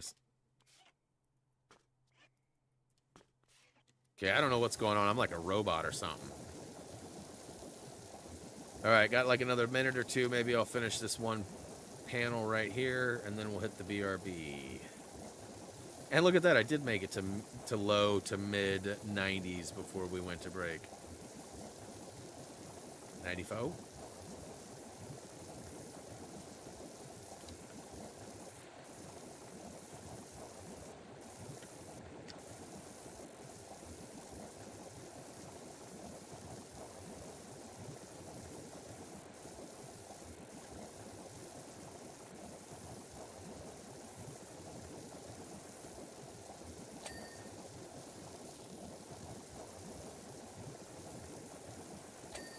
Oh, nice. Got another one. Ring, ha-ring, ring, ring, ring, ring. Can I get a ding? Can I get a ding, ding, ding, ding, ding? Nope. This is like some really close and personal action here. It's kind of a funny angle, if I'm being honest. Oh, yeah, and so far my chair has been absolutely delightful. I know I mentioned that yesterday, too, but those of you who are wondering, it's been so nice having a chair that's not, like, requiring me to stabilize it as I sit in it, you know? Let's go here.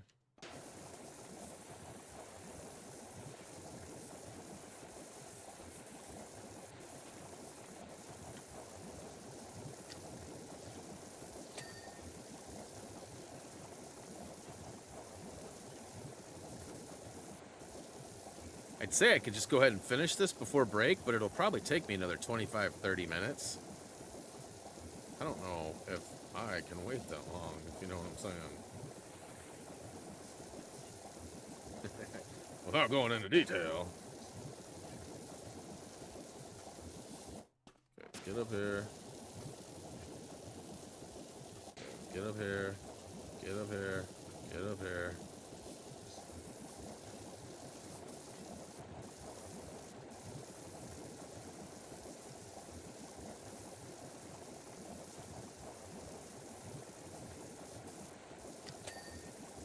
Alright, so this, I never got this to go off, though.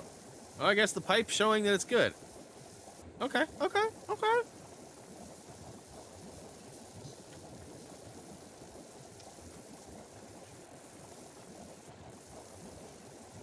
Well, I wonder if I'll be able to finish these last... I mean, I still got this one and then 2 more. Yeah. Yeah, see?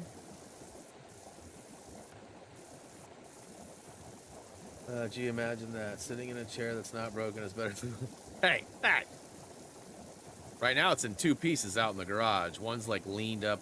The caster and the wheels are all leaned up on the side, stacked up because it's just easier to put them that way. And then the chair itself has like literally no wheels, bottom or anything. It's just sitting flat on the ground. So it's like a lowrider.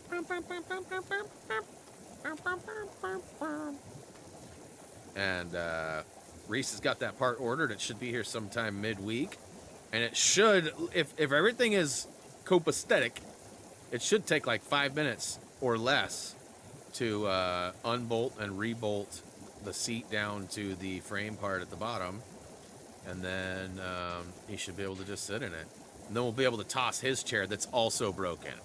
And he's been sitting in one. So his chair isn't broken left and right or any of that. It's the back support. So when he leans back, the chair doesn't have anything to stop it. It just goes all the way back, which is dangerous when you have somebody like my mom coming to visit and sitting in that chair because the dog's been all over the couch and she doesn't want dog hair on her. My mom almost broke her neck sitting in the chair the first time she came over. Just for a while, she was staying here about every other week, coming to see her mom and taking care of her for, a day or two or do appointments or whatever. It was just easier. Plus, we got to hang out with her and spend time with her, which was awesome. And, it's not something that we'll probably see a lot in the future just due to the proximity of where her needs are at this point. But, it was really nice having mom visit all the time because, mom and I go in waves. Like we see each other a lot and then we don't see each other for a while. And summertime's coming and Drex is all healed. So in theory, we should be having a lot of mom time coming in the next few months, but it doesn't always work out that way. Although I don't know if I told you, my dad and his wife booked 3 or 4 nights at Eagle Crest when we're at Eagle Crest. Like, that's awesome. Like, my dad never wants to hang out with me. So, like, and maybe he still doesn't, but his wife booked 4 nights, so they're going to come stay when we're there. Hey, Dragon, what's up? Sorry I missed you. All right. Bearded Brian. Oh, it's Dr. Phil. that would be Raised that hooked you up on that. And you're welcome from her to you. I'll be right back, guys. 5 minutes or so. BRB.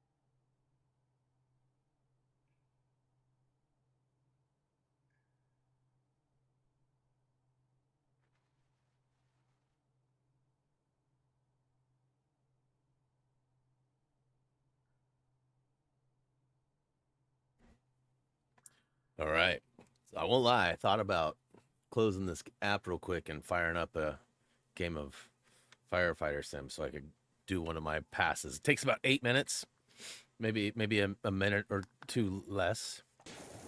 Usually it takes about 6.5 minutes, 6:20, 6:30 to drive. And then there's like a 3 to 5 second wait to actually take control of your character. And then it takes me a minute and 10, minute and 20, you know, depending on how the AI functions. It does vary just a little bit. And so then there's like a 10-second loading time, and, you know, on the final total screen. So it takes about 8.5 minutes to get through a run. And some of them I've done, you know, shorter than that, but I always make sure I get the 5 miles and that I complete the level. But, I mean, in theory, it could ring off at any time, but also it could be another 100 missions. So there is that. Boo's been texting me during break too. He's interested in what my methods are and stuff, so I'm gonna probably log on and play a few games with him after stream. So Gerg, if you haven't got it yet, maybe we could all pile up and do it together.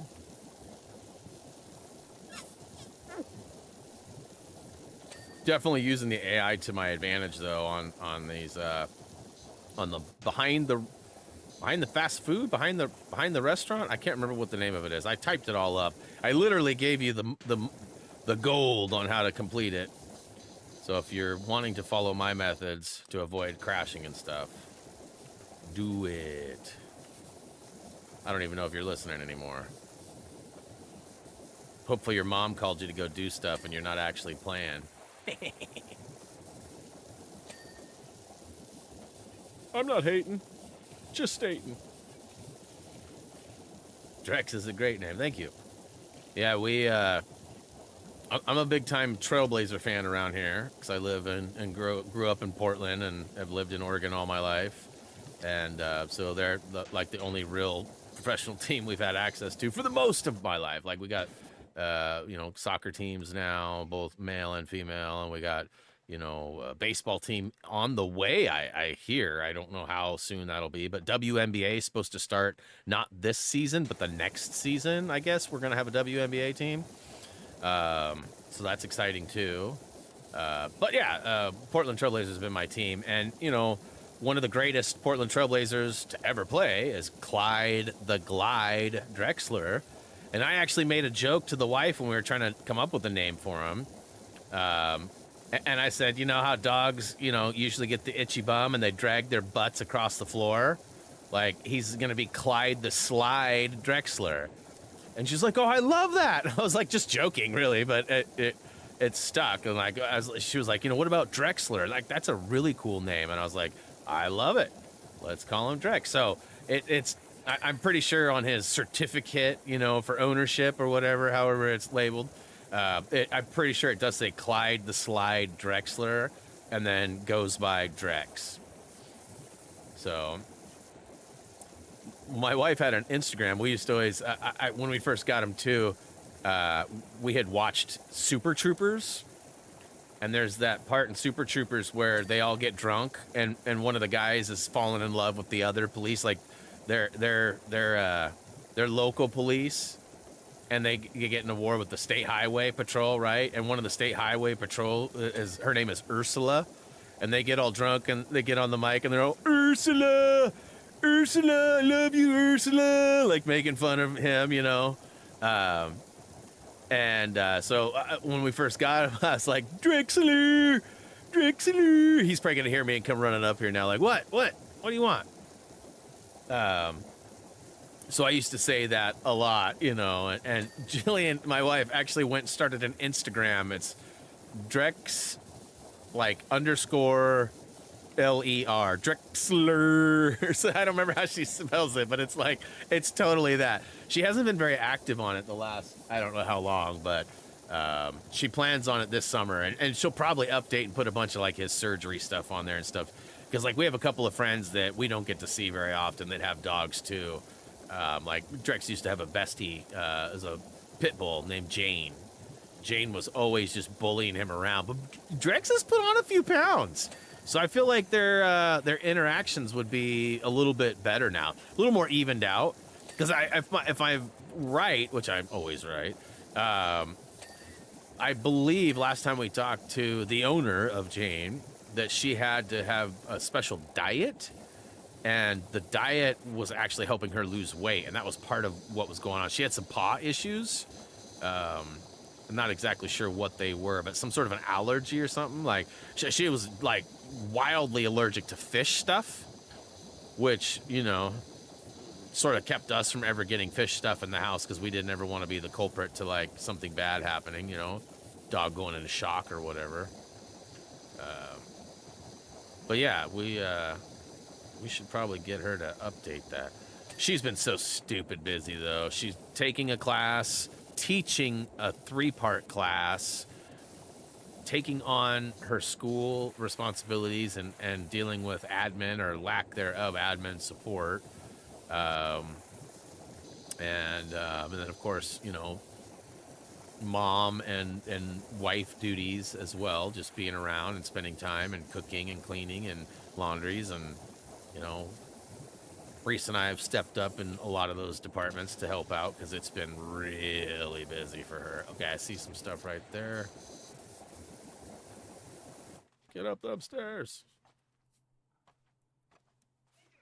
Aye. Oh yeah, and then we had the cousin moving in too. So like the cousin originally called and was like, "Hey, I'm gonna need some help finding furniture. I don't drive. I don't want to drive.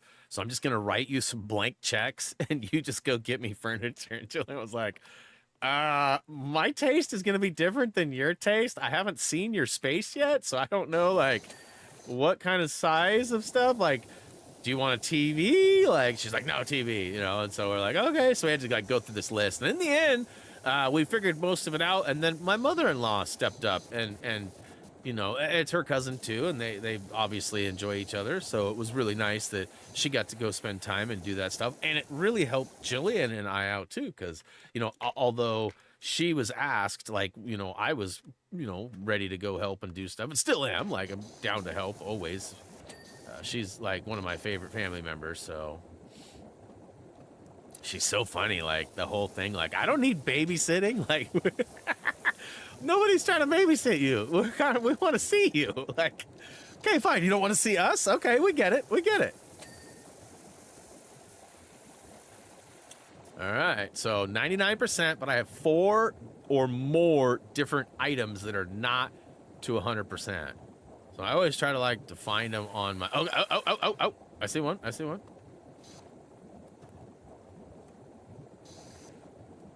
Ooh, gonna play hard to reach, huh? Fix that right on up.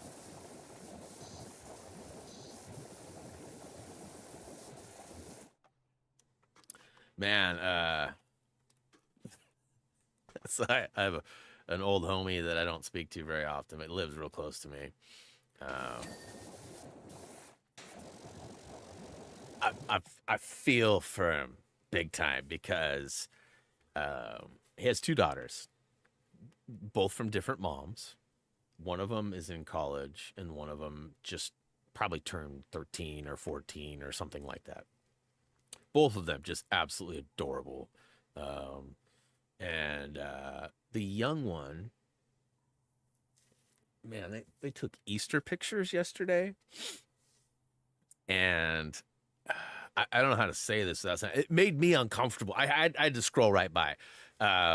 She's very grown up, and like I said, I feel really bad for my friend because like I can see this. She's had a lot of without going into details. She's definitely been very popular and sort of local famous for just to create anonymity. I've probably already said enough for somebody local to know who I'm talking about. But that being said, like,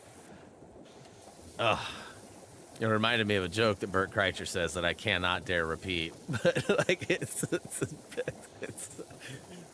tough. Like, yeah, go exactly. Like, it's one of those like, oh my goodness, I feel bad for the guy. I mean, problems could be worse. Don't get me wrong, but like, I feel bad for the guy. Oh man, like I said, already sort of locally famous too, so that there's a lot of attention, and you can tell in these photos that the young lady loves the attention. All right, where are we at here? So I can need Snoozatron start lever, and that was Snoozatron was a solo. This thing.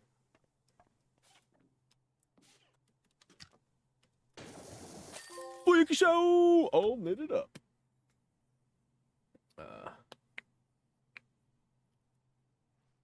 Okay.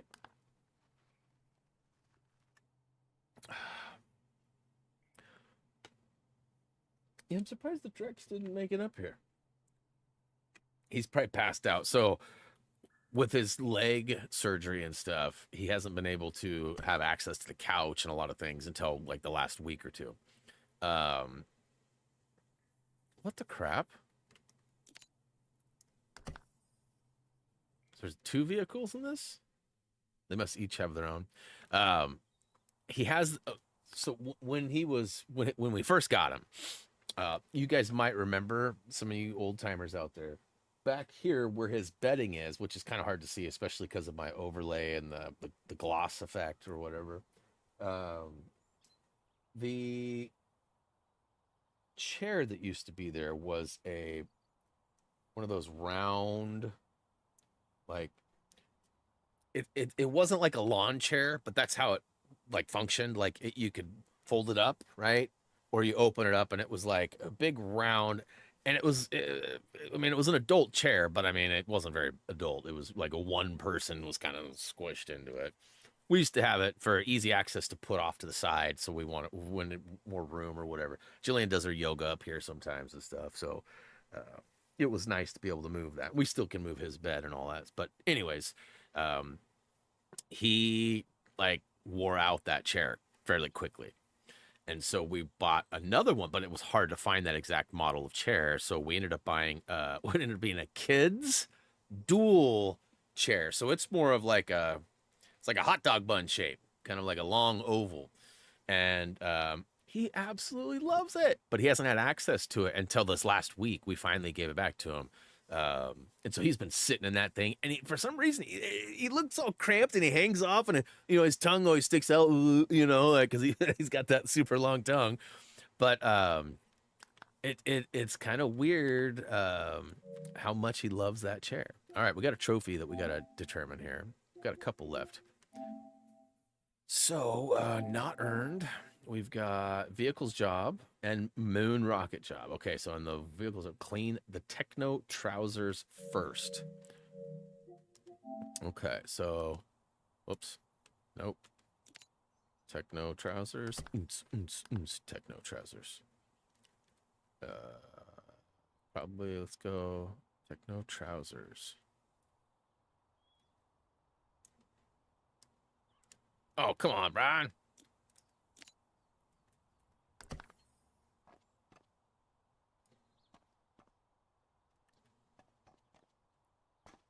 Okay, so it's this guy.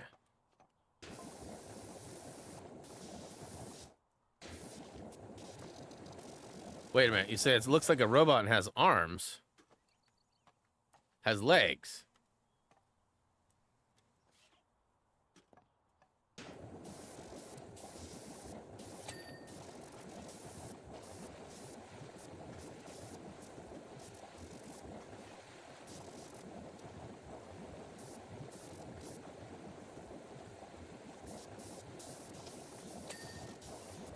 I was gonna say, you're freaking me out here, Chacho.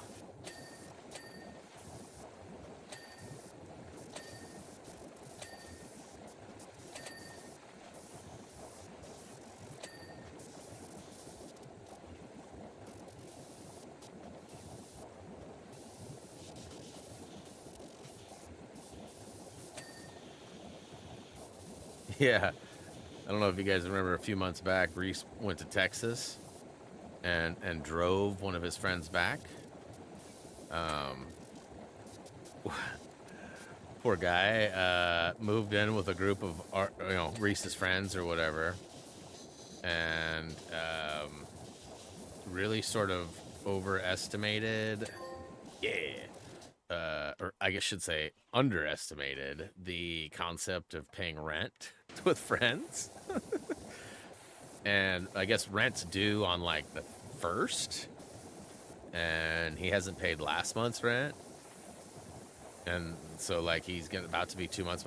And this is a situation where the owner of the house is actually one of the tenant's parents, but they're not mean or anything like that, but they're not what you would consider like very forgiving, or like they're not gonna be like, oh yeah, just don't pay rent for the next 4 months. Yeah, it's fine. They're gonna be like, where's my money? Like just like a landlord should and would be. You make an agreement, you should fulfill your end by paying the monies. They had to give him a 30-day notice. So that was not only tough, because like bro literally moved here to move in that house and be with the people in that house, and the people in that house had to serve him a 30-day. And I don't know if there's any kind of forgiveness in the sense that like, hey, because I don't even know if the kid's working right now. He was, but he like had very like, it took him a while to get going because he had too high of, I don't know if it was pride or just desire. I don't know what it was, but he didn't want to work in any kind of fast food or customer service position. And then after a long time, ended up taking a position that was customer service. And then that didn't work out, so he ended up taking a food one. But long story short, rent is still due, and I feel really bad for the kid. Like, not bad enough to cover his rent, but like, he's a good kid. We really like him, and I'm sure it was tough for all involved. Like, friendships may or may not continue after this, and it's a hard one to decide, like who's at fault here, because like, again, you have an obligation, an agreement you've made, friends or no friends. You, as a human, you got to do what you say you're gonna do. It's just part of it. But also friends, right? Like, you got to have some sympathy and some, but there was already a complication, I guess, in the early, and there was kind of not really a warning, but it was discussed, and then and now we're here. So the kid does have some family here in Oregon, so he's not gonna have to like necessarily pack up and move back to whatever. And I got to start figuring out, and I don't know if Bobby will help or be of any help, but we got to start planning Reese's Vegas trip. He's going to be 21 in January, and he wants to go to Vegas on his birthday. We basically told him we'd pay for a trip. And he was like, at first he was like, I don't want to go to Vegas on my birthday. We were like, why not? Your 21st birthday, you don't want to be like, you're going to get carded and have, and so like, we got to figure out what we're doing and who's all going to go. Like, my dad's wife was like, oh, sounds like we need to make a what does she call it? A scouting trip, I think is what she called it. We gotta go early and plan it all out. Us girls gotta go. And I'm like, what the hell? So like, you middle-aged women are gonna go and pick out what we need to do for a 21-year-old's birthday without the 21-year-old having any say or decide? Like, what if he doesn't want to do any of the junk you plan? Like, like, you guys can go, but you're just using that as an excuse to go to Vegas, not because you really need to be there to plan it. Like, so we need to start talking about that, because we're still a ways out, but it'd be good to plan and get a hotel early. And I don't know, sometimes if you plan early, you get deals, and sometimes if you're last minute, you get better deals. So I don't know what the best plan is on that, but Bobby might be able to help get us some tickets or tell us the do's and don'ts of places, like, we may find like, hey, here's what we're doing. Is this good? And he might be like, oh, yeah. Or he might be like, bro, that's the biggest waste of time and money. Because he lives there. He lives that Vegas life. That Raccoon City life.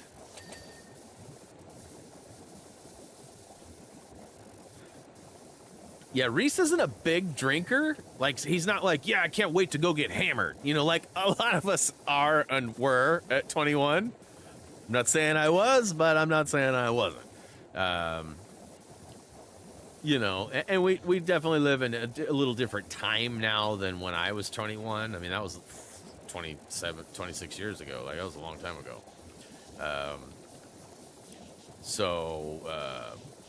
You know, what is cool and what is not cool as far as drink. Like, most of Reese's friends don't have much desire to do any drinking or smoking, right? Like, smoking cigarettes was a big thing at a lot of my friends and people I went to school with in the 90s. Like, there's just a big common thing.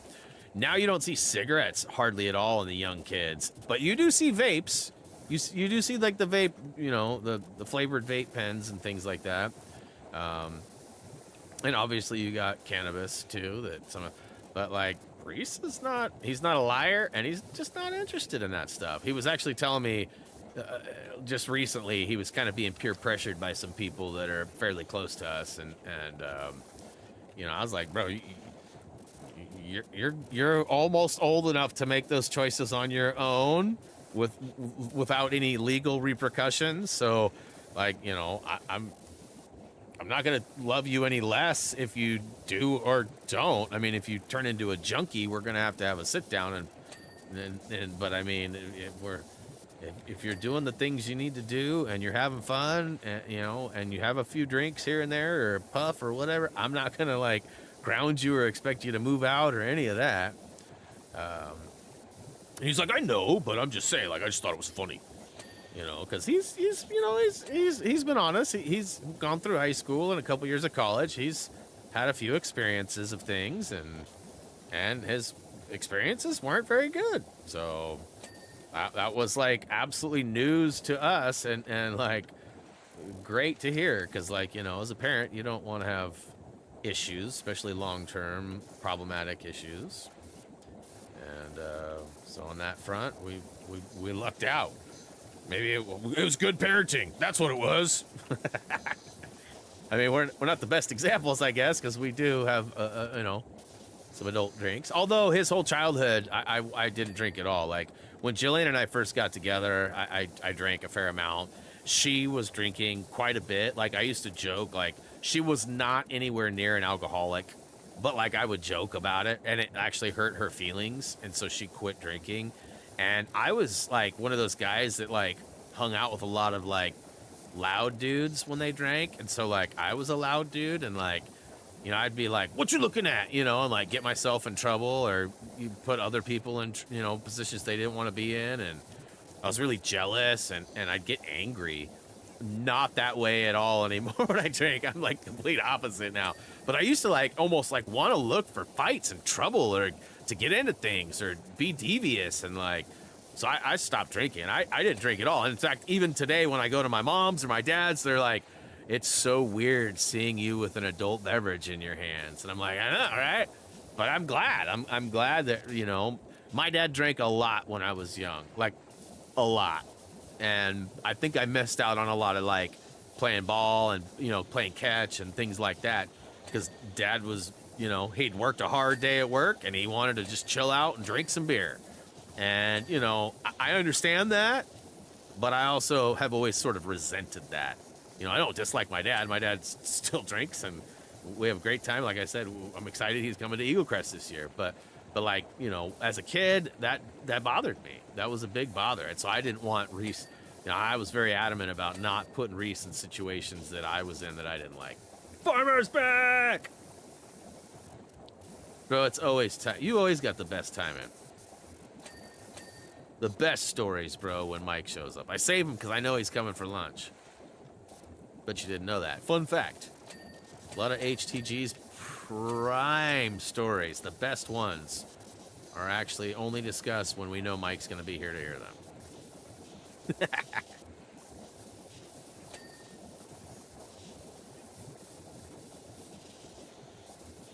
How's that tan working out there, Mike? You getting it nice and GUD?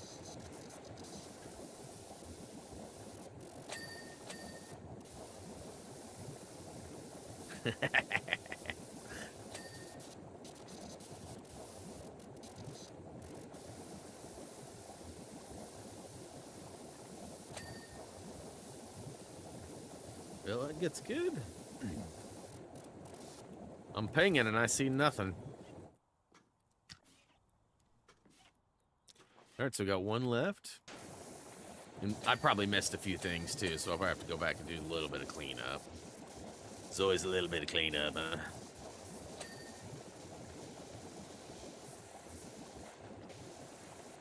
Shreddy with the triple ready.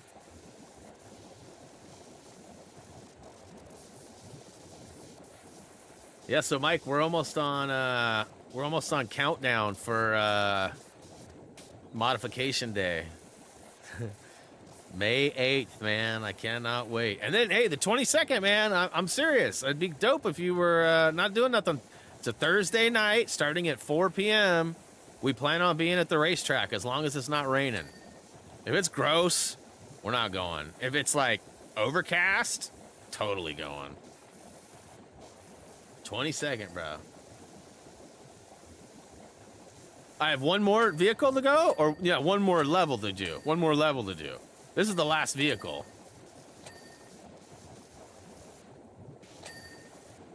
Yeah, and anybody else, Justin or anybody else that wants to come to Woodburn Drag Strip, May 22nd. Come one, come all. Bring your cameras. And probably a tow truck, because I'm probably going to break my new car. No, I hope I don't break it.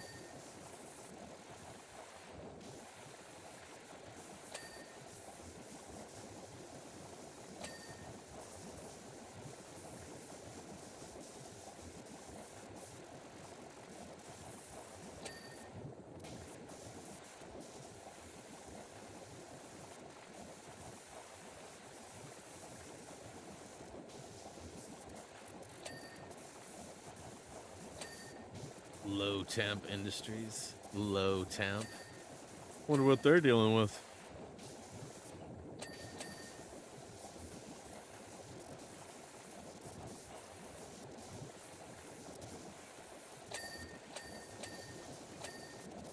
Ring ding ding ding a ding ding ding.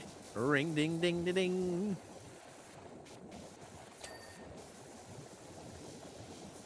Yeah. Go check it out, Chacho. Check it out.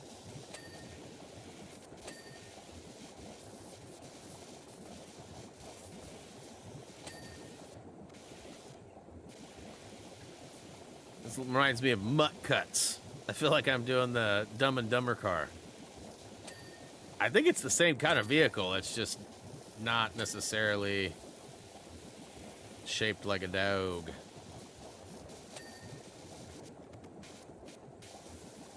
We keep seeing it. We forget every time, too. There's a Mater truck out off 99.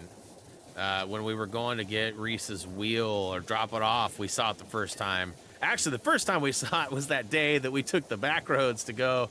Where'd we go? Oh, we went to the credit union. We had that meeting at the bank, and Reese and Jillian and I all went up to get Reese's car loan all situated.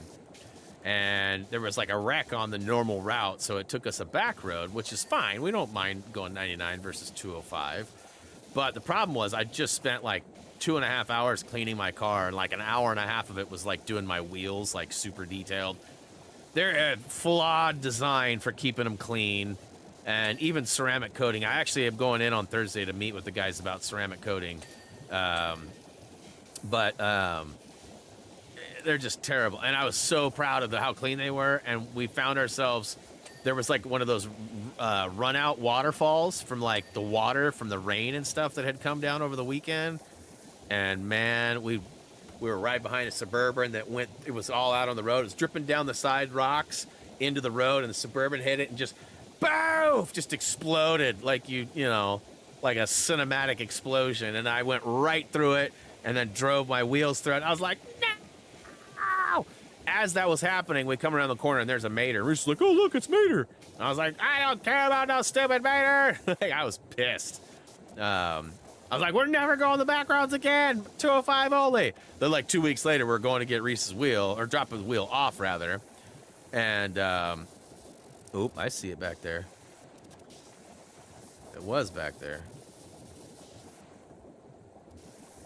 And we ended up on that same stretch. And I was like, oh no, we're on that same stretch. And he's like, ha, ha, ha, ha. But I hadn't just washed the car and everything, so it wasn't that big of a deal.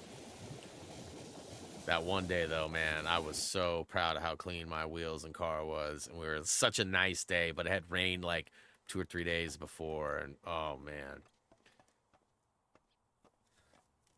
All right, so we're missing. So right off the bat, I see under the vehicle.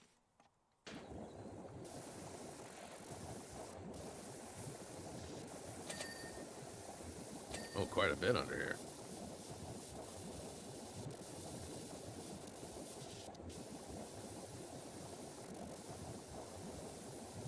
No. Inside, huh? That's tricky. Cheeky. Oh my gosh.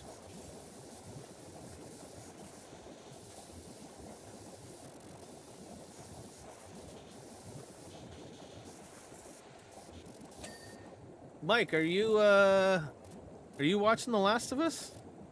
Did you play The Last of Us? I'm wondering if you ever actually played it now that I think about it.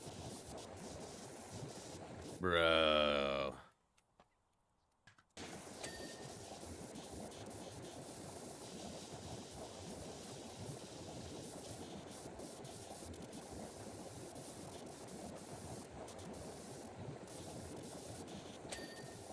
Okay, plain wheel. It's gotta be here.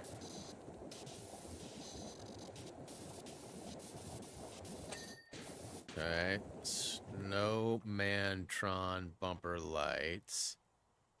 Bumper lights, okay. And fridge door handle. Booyaka show! Woohoo! Woohoo! Woohoo! Higher than a whale.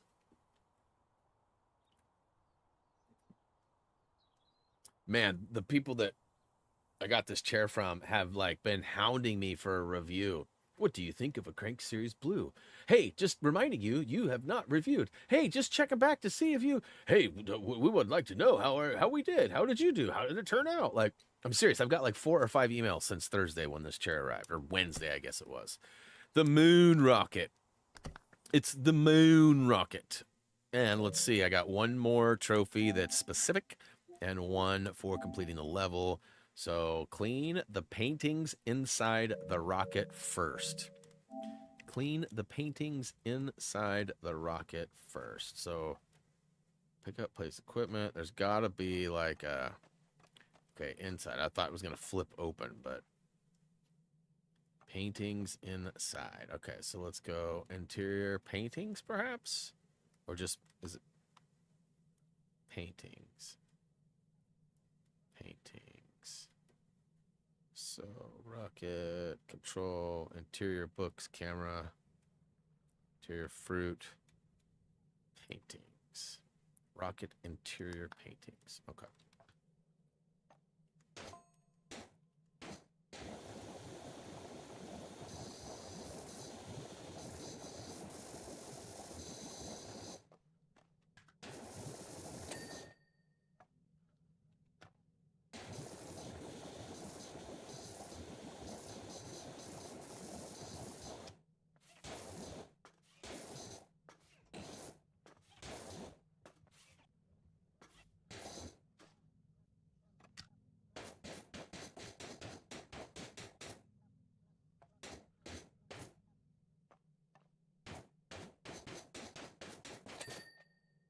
Looks like Mike bounced. What does it say? Either that or he's ashamed to say he hasn't played The Last of Us.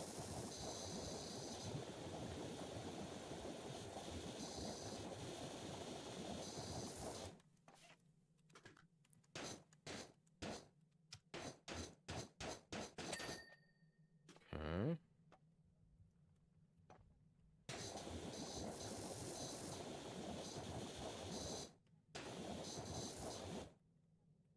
Gerg, how does it feel to know that I'm almost back to grind time?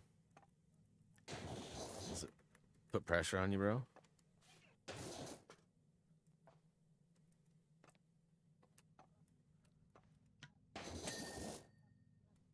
one more.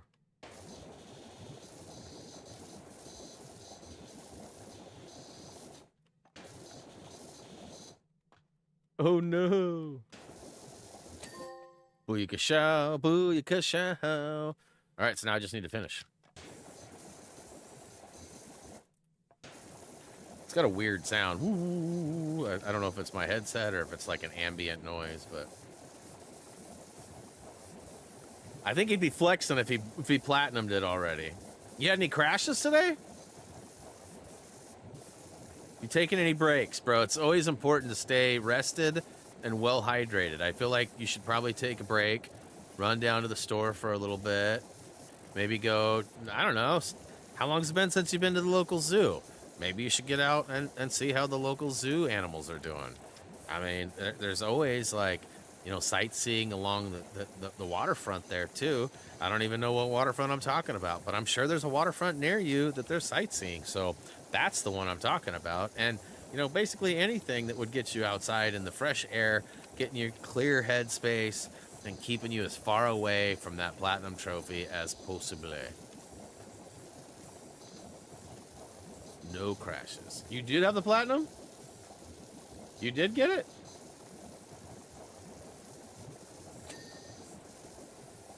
You got the platinum.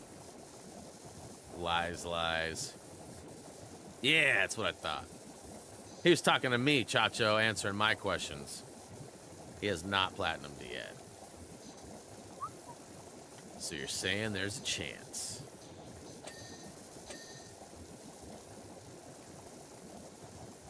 Oh my goodness, you've had a lot of time to get ahead of me today. I mean, I was up at it this morning. I put a good half hour to an hour in before the stream started. So I don't feel like I've totally lost so much. I know you're, as far as hours go, game logged, you're a few hours ahead of me too. However, I have left the game on a little bit, and I'm wondering, does it count only in-game play, or does it count when the game is active and open? Because there was like, yesterday I was gone for like 2 or 3 hours, and I had it open, but wasn't playing. But prior to that, I was, you know, so I logged some games, and then we left, and I forgot to turn it off.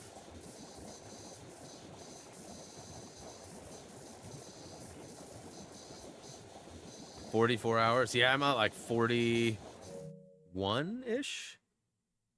45! Oh, no! Don't pay any attention to that, Gerg. I'm not ahead of you.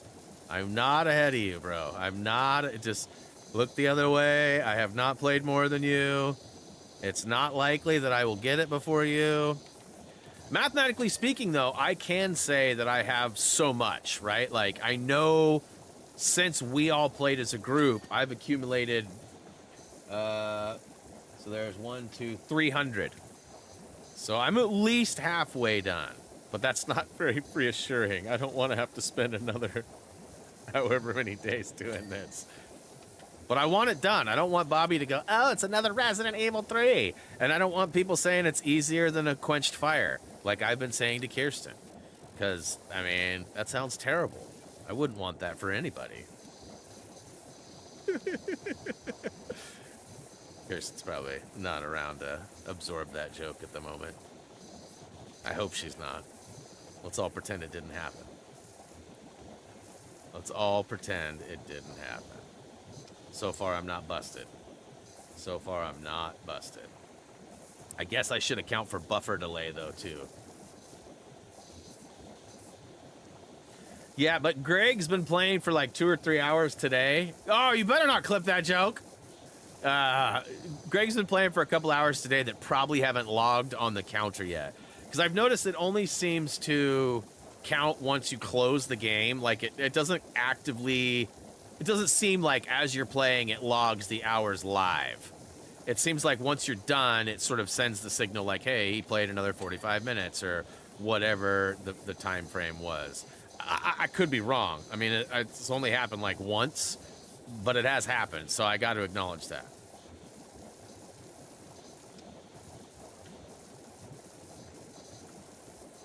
Dang, 8%? I feel like I've done a fair amount in here.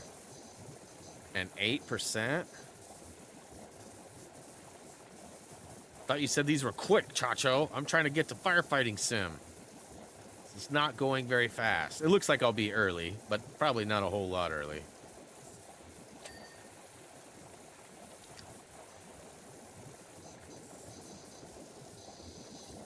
You should hook up with Boo if Boo's on.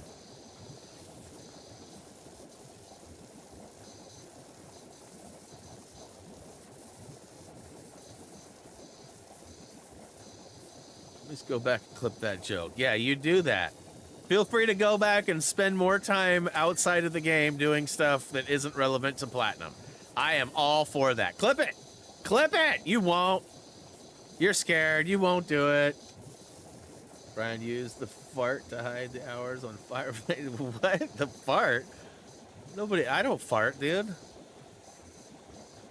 I'm a professional.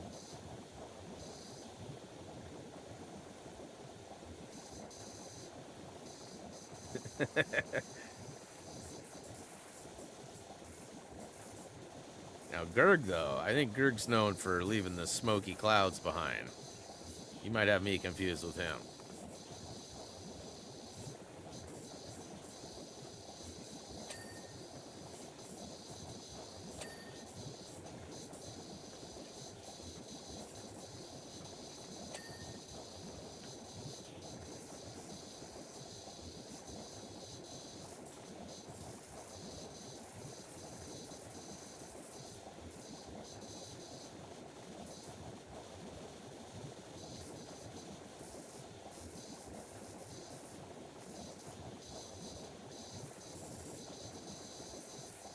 So I haven't decided yet. I'm thinking tomorrow's Reese's first day at the new spot. I really enjoy the guy that is hiring him. So far, I have not hung out with him outside of business stuff, but we've talked a lot about it, and we have, like, he might come to the races on the 22nd. And his wife it sounds like his wife and Jillian will get along perfectly. And so, like, we're excited to do more things. And he's never eaten at this sandwich place that's like literally like blocks away from where he works. And Reese and I love the sandwich place, and I was thinking maybe tomorrow I might go take them sandwiches and you know, show up down there and kind of bother them at lunchtime, whenever that is. And then, you know, find out, feel how it is. Because, you know, Reese has never tinted any windows before. Reese has never done any paint protection film. He's never done any ceramic coating. But, you know, there's a lot of stuff that he has done. Like, there's graphic design involved. There's, like, vinyl cutters and machines that are involved. So, I mean, Reese may be more of like a supplier of tools and parts more than he is an actual applicator for at least a while, you know? Like, he may say, like, hey, I need windows cut for this car, and this car. And Reese may go over to the vinyl or whatever, you know, protection films or films that they're using, because he uses, you know, different stuff. And they might be doing my car. I'm potentially going to have some more PPF put on my car here pretty soon. He tried selling me on something, and so I said, okay, you find out how much it's going to cost me to do it, and I'll talk to you. I'll tell you if I want to do it or not. And, you know, Jillian just bought those raised beds yesterday and spent a buttload of money. So I've got the green light to spend a little bit of coin if I want to. I don't know that I will on that. I told her, I just want to go big turbo now. I'm just like full on, screw the warranty. And she's like, oh, no, you're not. I was like, okay, I'm not. But I looked yesterday. I looked at some prices and tried to figure out how much it was going to be. And, you know, it might actually be more cost effective for me to just go full whammy right now instead of what I was going to do. But there's no way I'd get that done on May 8th. So, unfortunately, that was like a whole day job that I'd be adding to an already half a day to full day job. Plus, they squeezed in Reese to get a engine oil, an oil change, and then they're also going to look at his transmission fluid and use a scope to check his valves to see if it needs a carbon clean. which he's got some money saved up for, and he continues to save up more. Like, I'm really proud and impressed, because I was telling him, like, it's going to cost you more money than you're used to, which is basically nothing. He did oil changes on the Prius for, like, the last year. That was, like, one of his maintenance things, and then, you know, he paid his own gas 90% of the time. So, you know, beyond those expenses, he hasn't paid insurance or anything. His mom and I cover all that stuff. And so I'm really impressed with how he's handling this extra money, the extra gas. He even drove the Prius up to the golf course because not only does it cost less to drive it gas-wise, but he knows he needs an oil change coming soon, and he can't get it till May 8th. And so, I mean, we could go to like a Valvoline or whatever and have it done, but we're trying to have it consistently done at the same place. So he's having it done at Few Trails like I always did. And they're going to do that other work for him too. And so he's like, I don't want to put any miles. I'm like 350 miles away from being at the mileage point, and I don't really want to go over it much. And I know it's going to take me 45 miles to get there. So I have like 300 miles that I can really drive this thing between now and then without feeling uncomfortable about it. And I was like, well, just know you put some oil in. We've checked the oil. Like, that's the biggest factor, is that you can still drive a few miles after you go over it. But I love the fact that he's being cautious, and he's like, no, it's, you know, it's not a brand new engine. I don't have a warranty. Like, I want to really take care of this thing. I love it. Like, the fact that he loves the car that I loved and cared for so, like, it's just, it's awesome. Like, I can't explain how awesome that is. You know, just like the whole basketball thing. Like, I tried not to overreact last night when he's like, yeah, I want to watch basketball with you next season. Woo! And you know what's even awesomer is that we'll be able to go like out to places and even have an adult beverage if we choose, because he'll be 21 in January. So the season will have started October, November, December, but January through June, you know. And the Blazers might actually make some noise next year, especially if we get that #1 draft pick. Yeah, if we get that #1, it's gonna look real good for us. We won't. But if we did.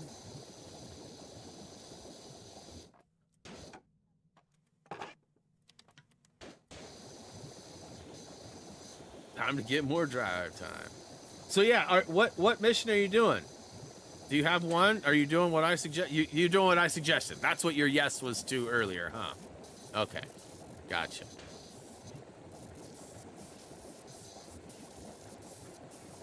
Yeah, it's so quick. You know, so something to think about too, Gerg. I don't know if you're really following mine to the T and getting the 5 miles every time. You know, I was kind of thinking in my head last night, I would have to track it differently, but it could easily be done, especially if you're not tracking at all. Just doing the mission straight out. So if it takes me 6.5 minutes to drive 5 miles, but it only takes me 3.5 minutes to drive 3 miles, is it more efficient to just drive those 3 miles, finish the thing, and be done in 5 minutes versus like 8 or 9? You see what I'm saying? Like, I was thinking about this earlier. Like, I may have been adding mileage to make less trips, but if the more trips ends up being faster with human time, right? Like, if you just pull out and go straight to the thing, it ends up being like 3.5 minutes, I bet. Because I'm adding 3 minutes on, and it's taking me 6:20, 6:30 to get there. So, in theory, it should only take 3.5 minutes. Then it only takes 1.5 minutes to beat the level. So 3.5 and 1.5 would be 5, plus your load time or whatever, extra 30 seconds, right? So, 5.5 minutes versus 8.5 minutes. I mean, how many of those need to go by before it's become more efficient? Before you know what I mean? Like, I was wondering that. Well, what I'm saying is drive the long way, take your time, and don't get too many miles.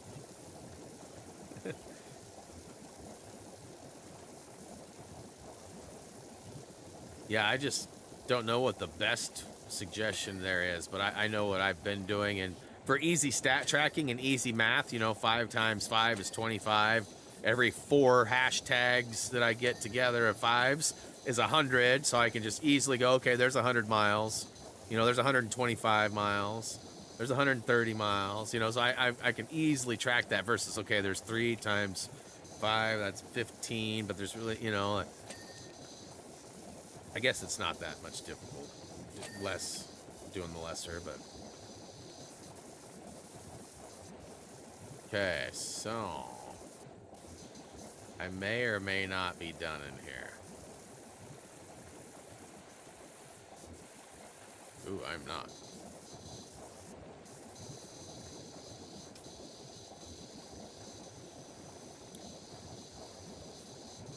And watch, Kirsten's gonna end up getting the platinum before either of us. That would be like the absolute hilariousness of it all. She's like secretly been playing it. Like, I haven't checked her hours, so maybe she has been and she's playing it off like, yeah, I don't really care. Wink, wink. I'm totally got 40 hours plus in it. You know, like. Yeah, I'm feeling pretty good about this. It looks like it's on the outside. Oh, I thought this thing was dirty on the inside.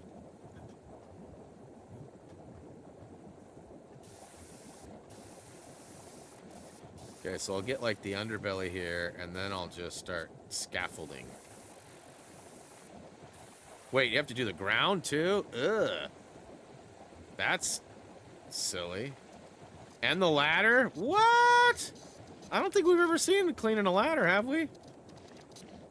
Oh, there's a little bit of no gravity here. It seems to float a little bit better. Sounds a little gross.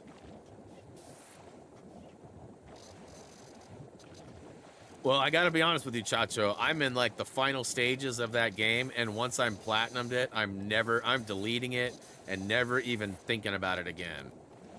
I mean, I feel like we're gonna beat the 100 hours that it suggested to time to platinum on the trophy guide. I feel like we're gonna cut that in half, and I think that's due to playing as a group and just being more efficient with the level completion and stuff, right? Like all having our own jobs and not taking it like serious, but like just being efficient with it, I think really helped us in that process. And as a result, I do feel like we'll get that platinum quicker than most would, or solo players would. But yeah, I mean, it's one of those fun games though, Chacho. I mean, whether you got people to play with or not, it's fun. You know, the AI, once you figure out how to control the AI, it took me a bunch of games. It did. And I still don't have it fully down, but I've got, you know, some pretty good methods. And like I said, I'm beating that one level. I beat it as low as 1 minute and 7 seconds, Gerg. That's crazy. So like, it obviously took me 6 minutes plus to drive there, so the overall mission took longer. But the process in which you put out the fire with the oil spill by the car and take out the trash cans fire, 1 minute and 7 is my lowest. I think. At least that's the lowest I remember. That's quick. 1 minute 7 to finish, which is why I chose that one, because even though there's some other short ones, you could get 3 to 5 miles really quick and easy, and you know, and then the end game for it is so super soft and almost instantaneous. Some of those like warehouse ones that get you 6-7 miles take 20 minutes to beat. You know, 10-15 minutes to beat. It's not worth it. You know, especially if your AI isn't doing what it's supposed to, or like I had a whole day of playing where my purple guy just stood there. Now I figured out a quick method, and I just gave him a fire extinguisher, and he followed me once I did, and then he wouldn't use it, but I could grab it from him once mine was empty, and it saved me a trip from going back to the truck. So I was still beating it in 1 minute and 30 doing it that way. And, ooh, is that like dirt? It is. Dang, man, why you gotta be all sloppy? But now, once I restarted my game and the AI is working properly, he goes and gets a hose, and he starts. By the time I get the victim saved using the green guy, and by the time I put the oil fire out, he's already spraying the hose on the actual fire. So we just work together and put the last couple bits out on the left side of the car, and it's over. Quick and easy. But I'm hoping you're not as efficient as me. And I'm hoping you did a lot of those longer drive ones to begin with.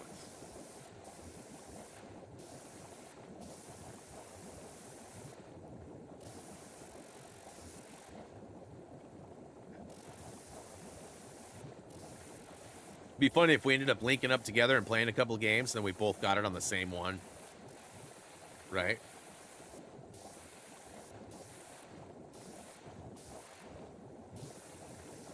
And I mean, you know, like, Kirsten, knowing she hasn't played much, if any, beyond getting the water trophy, I mean, she's got 60 plus missions done with mileage included. You know, on average, if we just lowball it and say 2 miles per mission, I mean, she's at least got 120 miles plus whatever she did with the water trophies missions, right? Like whether she did 1 or 7, I don't know how many she did to get the extra water needed, but like, you know, but that's kind of intimidating though. 120, 130, we'll say. You need 630. So that's still 500. So that'd be 100 missions doing my method. 100 missions times 8 minutes is 800 minutes. That's a while. That's like 10 hours. More like 13 or 14, I think, but...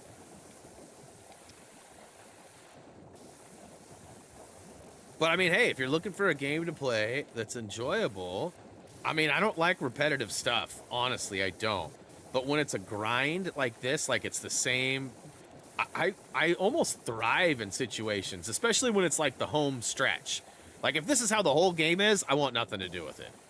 But if this is like 1 or 2 tasks that are like the final, that's going to separate me from like, you know, like it kind of broke Kirsten's will to get it, right? And I think a lot of people will get down to that final one and just go, nah, forget about it. Kind of like the hole-in-one trophy for golf. Like people can play 100 rounds and never get a hole-in-one. And it's all up to luck, probably a little bit of skill too, but, you know, people probably just walk away and move on to the other golf games or whatever, not worry about it. Us trophy hunters are kind of a select breed. Some of us are willing to go above and beyond, and some of us want nothing to do with that. Hey, what up, Phantom? We are in the final space, literally, of the Wallace and Gromit DLC. So this is basically my last task for this DLC. I think I got the inside completely clean, so I just need to get the floor and the rest of the outside. Get that final bling, and my PowerWash Sim will be over 175 hours total played, as well as 100% on the trophies. Which right now I am missing 1.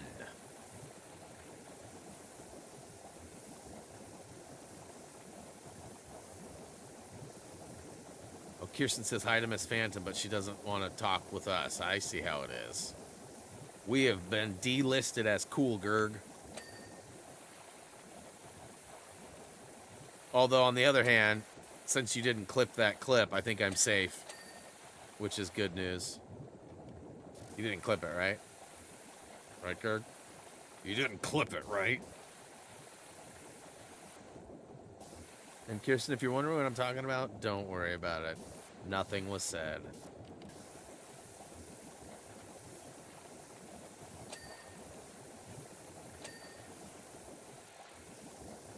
Can you guys see clips? Like if somebody, like if Gerg puts a clip on this video, can you guys see that he made a clip? Is that how that works? Or does the link have to be shared in order to access or partake in the clippage?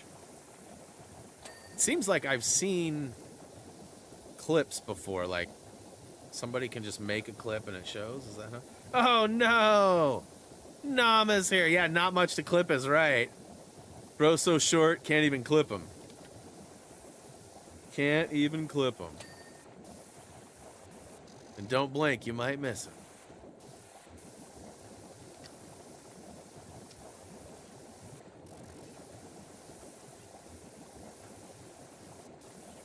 Wondered if we'd see you today there, Namikins. I mean, we saw you in the digital space.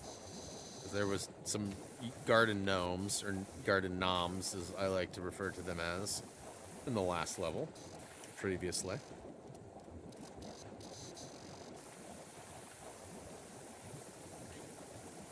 Oh, and did you ever watch Letterkenny? I think at one point you said you might watch it when you were on the plane because you don't sleep or whatever. Did that happen or?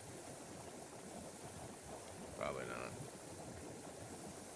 You've never seen what someone clips. Well, yeah, I feel like there's a button or something you can, like if there's clips made, you can see other. I don't know. Maybe I'm totally tripping. You never said that? Psh. Whatever. Bro's so short his memories are even out of reach. That was all right. That was a good one.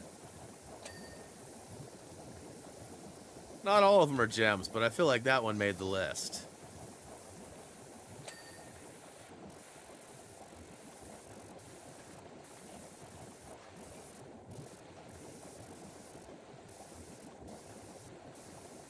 How we looking Friday, Nam? Are you available?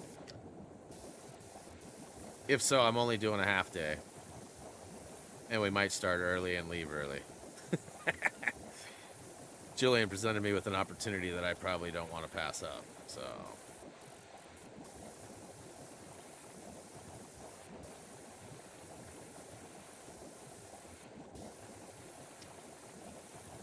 Feel like you're probably going to be needed in-house for a while anyway, since you were gone for so long. I swear I make up my own comments. No.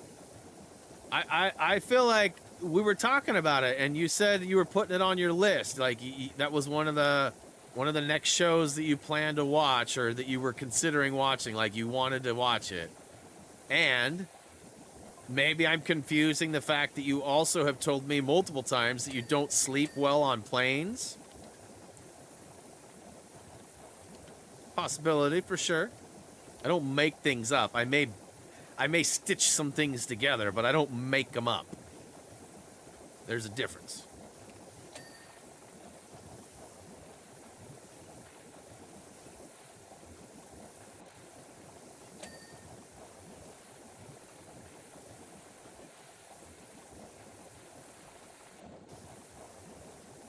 Old people brain. Hey, who you calling old there?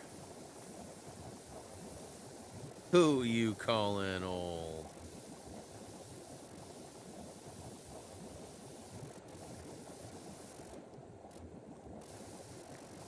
You got me confused with Brian D.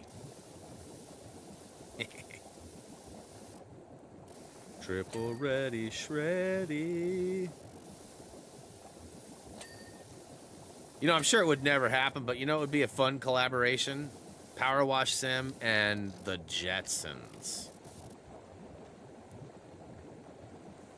You could have, like, you know, Spacely sprockets and Cogswell Cogs buildings you could spray off. You could do, like, the garage, the Jetsons garage with, like, his car and, like, other cars. You know, and have them buzz away when they were done, like they did with the Back to the Future. Well, if you think I'm going under that ladder, you're crazy. I ain't getting no 7 years. Bad luck.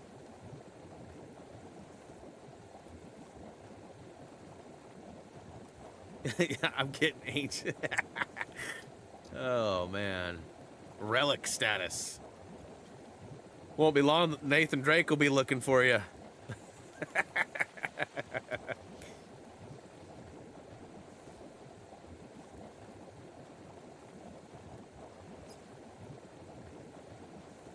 Uncharted 4.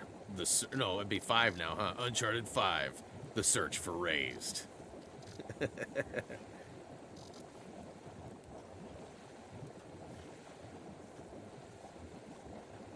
Well, hey there. I thought I heard you making noise. What's up? What's up? What are you doing? I'm not done yet. I'm still working. So he did make an appearance, just not when I thought it. Den of Wolves. I like it. Wait, Nom said it? Never mind, I hate it. Forgot what I was dealing with there. Oh, yeah, you get him. You get him. I wonder if, like, something got delivered or something, and he's all like, hey, bro, someone's at the door, and you didn't come down. Or there's been a neighbor dog that starts barking, and he'll just start barking back. I think they speak the same language. You know, most dogs I don't think understand each other, right? Like, maybe I'm wrong, but I don't think most dogs, like, when they say bark, bark, bark, I don't think the other dog goes, what? Really?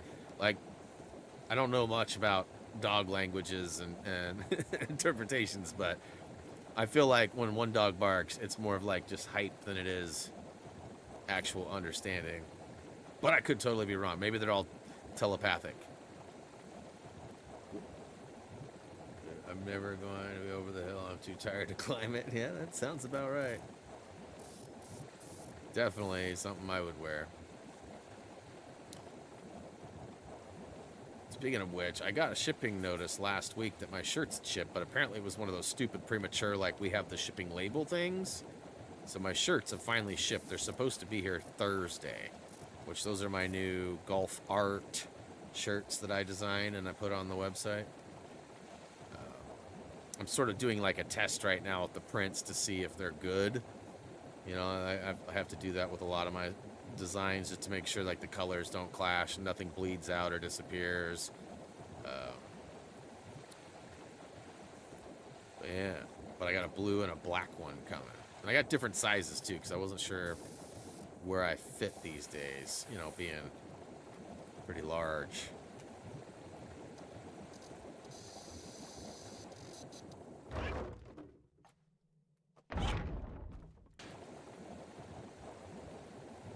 Secret underground stuff there. Yeah. Red, yeah. Alright, so we'll do this, and then we'll hop up on the scaffolding and do just the tip. And that should be pretty much it. Hey, Nam, what'd you think of that Memphis OKC game? I mean, I guess it probably wasn't much of a game.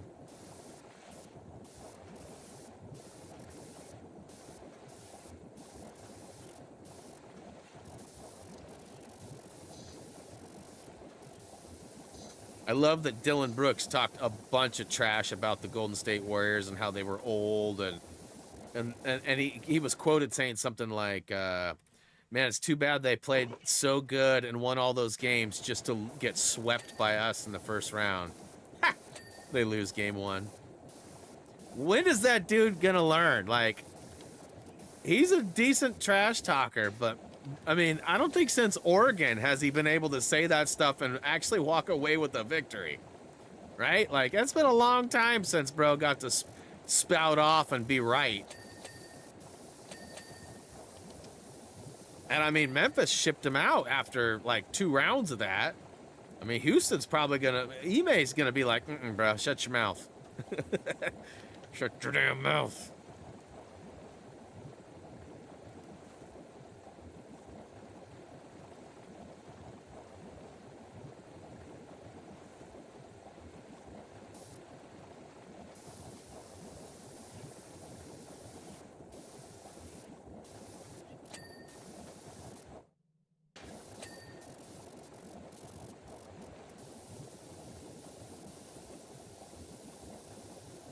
I feel like there's still more here, but it looks like it's all good according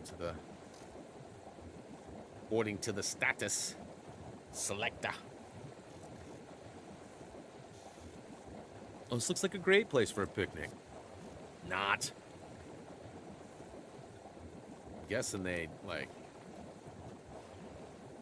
I mean, at a picnic, don't you often have like some sort of like a 3-bean salad or some refried, not refried, but barbecue beans or, you know, something like that. I mean, beans on the moon with no gravity, that could be a problem for some.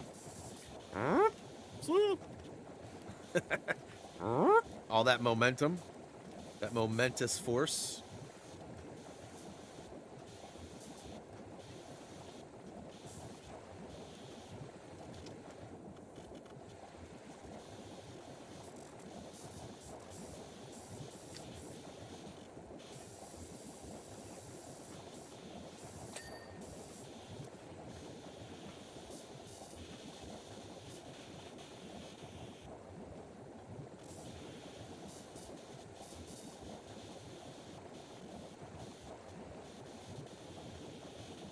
Oh, I was like, why isn't this bag ringing off? Trying to hit all the handles. Oh yeah, oh yeah.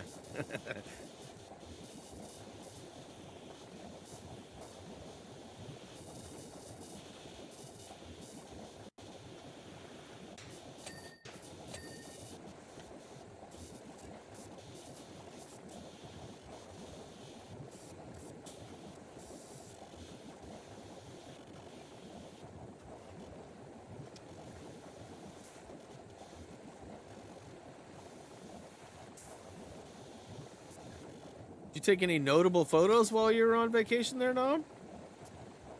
Any like cool scenery photos?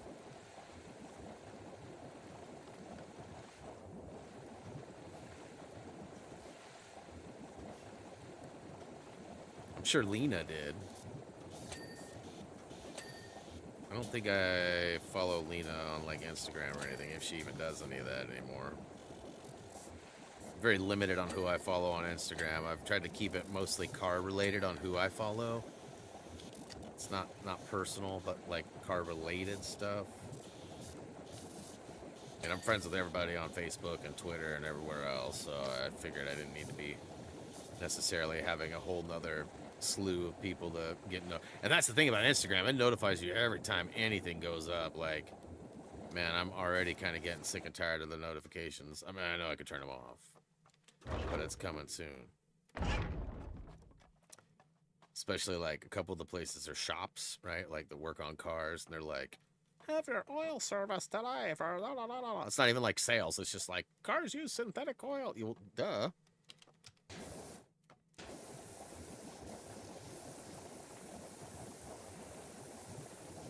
Thanks for the tip. The square machine, a tiny bit more on the top. Oh, the square machine? Maybe. Can't tell if anything's flashing down there or not.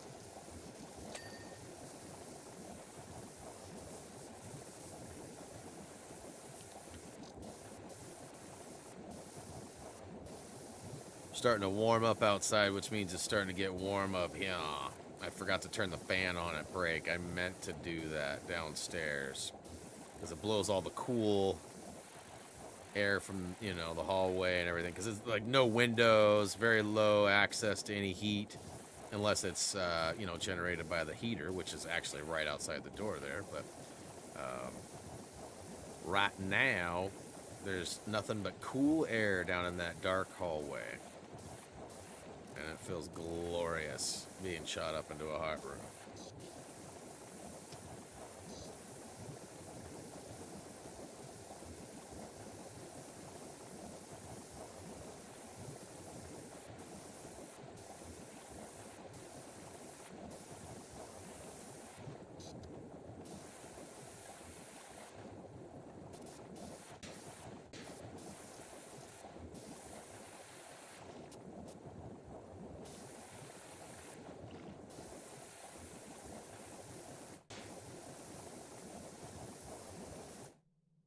Yoo-hoo-hoo-hoo.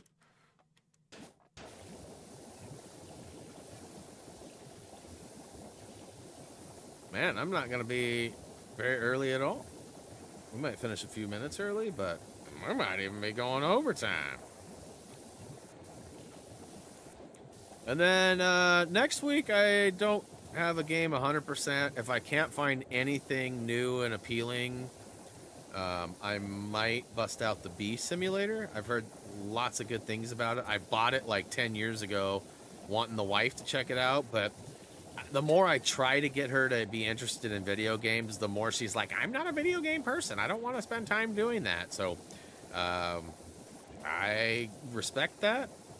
And although it crushes me on the inside a little bit, I figure she's not going to want, because there's a few games like Monsters, like by Pixel Junk Monsters. Oh my gosh, she loves that game. She would play that at any point. Which is why I feel like there are some games that she probably would very much enjoy if she gave them a chance. But even when I brought up The Last of Us Part 2, she was really stressed out about her work stuff. And so she was like, but she got one of them done this next week. she has a conference that she's doing, so a lot less work at work because she'll be out of the office all week or most of the week. She works today and tomorrow, and then Wednesday, Thursday, Friday she's up in Portland at a conference. And so now that that's sort of, and school's coming to a close too, she's going to be, I think she has 4 more weeks of students, and then it's summer break. So that's exciting in some ways. She like refuses to get out of bed in the mornings until like I'm actually like going live on most mornings. So like I always feel obligated to be quiet, even though she's like, do whatever, turn on the lights, do it. I'm like, yeah, but you're trying to sleep. The whole point of why you're not getting up is because you're trying to get rest. I don't want to keep that from you if you're feeling like you want or need it. But I also have my office in our bedroom. So there's a lot more talk about getting our blueprints redone and having, somebody maybe design some possibilities of ways we could do things. Of course, Jillian wants to add a sunroom. And if she can't have a sunroom, she has said she's for sure getting a greenhouse. So, and I'm for either one. I don't think any of our houseplants will change or move their location. I feel like maybe some cuttings off of those so that she can start new ones or something in the greenhouse. But I mean, for the most part, most of our plants, she'll find new stuff to put out there. Guarantee you that. But if we got a sunroom, though, a lot of them would transition into that room and would give her opportunity to have some different types of plants that right now she can't have due to lack of humidity and or exposure to sun. We're still not sure how we want to do it or how it'll end up going, because like, the whole thought of the remodel originally was to get a living quarters, like a separate apartment that doesn't require stairs, that eventually, Muffy would move into. She's still not ready for any of that. She's very young at heart and body's in great shape. And I mean, anything could happen at any time to any of us, of course. But I mean, we joke all the time that she'll be coming to visit us in the retirement homes. Like, like she'll still be running around and being healthy and sound mind. And, I've got, my family has a history of neurological stuff and, Parkinson's and things like that. So, which I feel like I'm potentially already showing signs of. I mean, I'd have to go to a doctor to find that out for sure, but part of me would rather just ignore it. There's not a whole lot they can do for Parkinson's anyways, like if that's what the diagnosing is, or ALS too, right? Like both of those are pretty much like count your days until lifestyle changes and then count your days until your days are over. So I hope that's not the case. My mom has had some pretty serious stuff, but has made it through and is pretty healthy. But my mom also runs like 4 miles every day and works out every other day and lives at the beach and spends a lot of time on the beach on top of all of that. And I don't do any of that. My thumbs get workout every day. My butt gets a workout because it has to withhold and take care of the rest of my body sitting all day. But, I mean, for the most part, I'm pretty sedentary, which I laughed. Jillian and I were talking about it the other night because I have a calf that likes to twitch. Now, I have come up with about 15 different theories of why, and I kind of test those theories, and they all seem to debunk and not be the case. At first we thought it was a deficiency of, magnesium, so then I started taking heavy doses of magnesium, and that didn't change anything.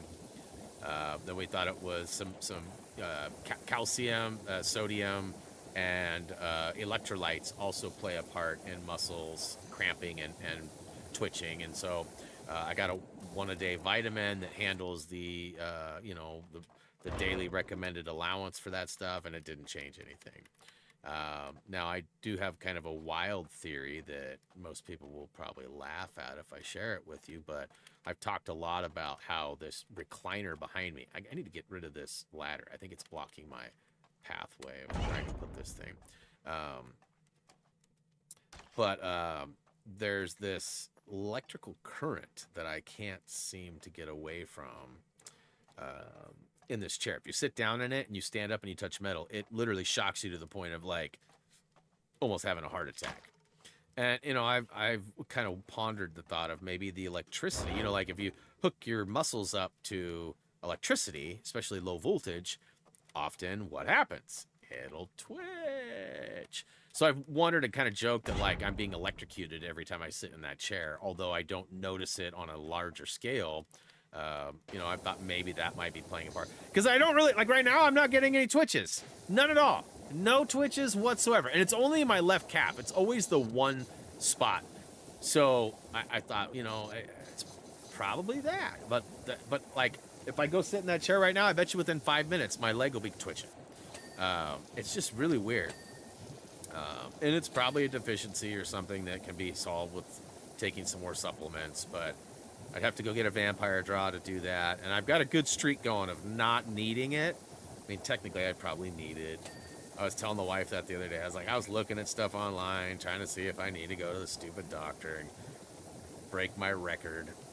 I'm sure I'm probably one of the longest no blood draws. Like, I've got friends that go and donate plasma or sell their blood for money, and they're like, why don't you? I'm like, cuz, bro, I don't like needles, and it's my sweet nectar. Nobody needs it.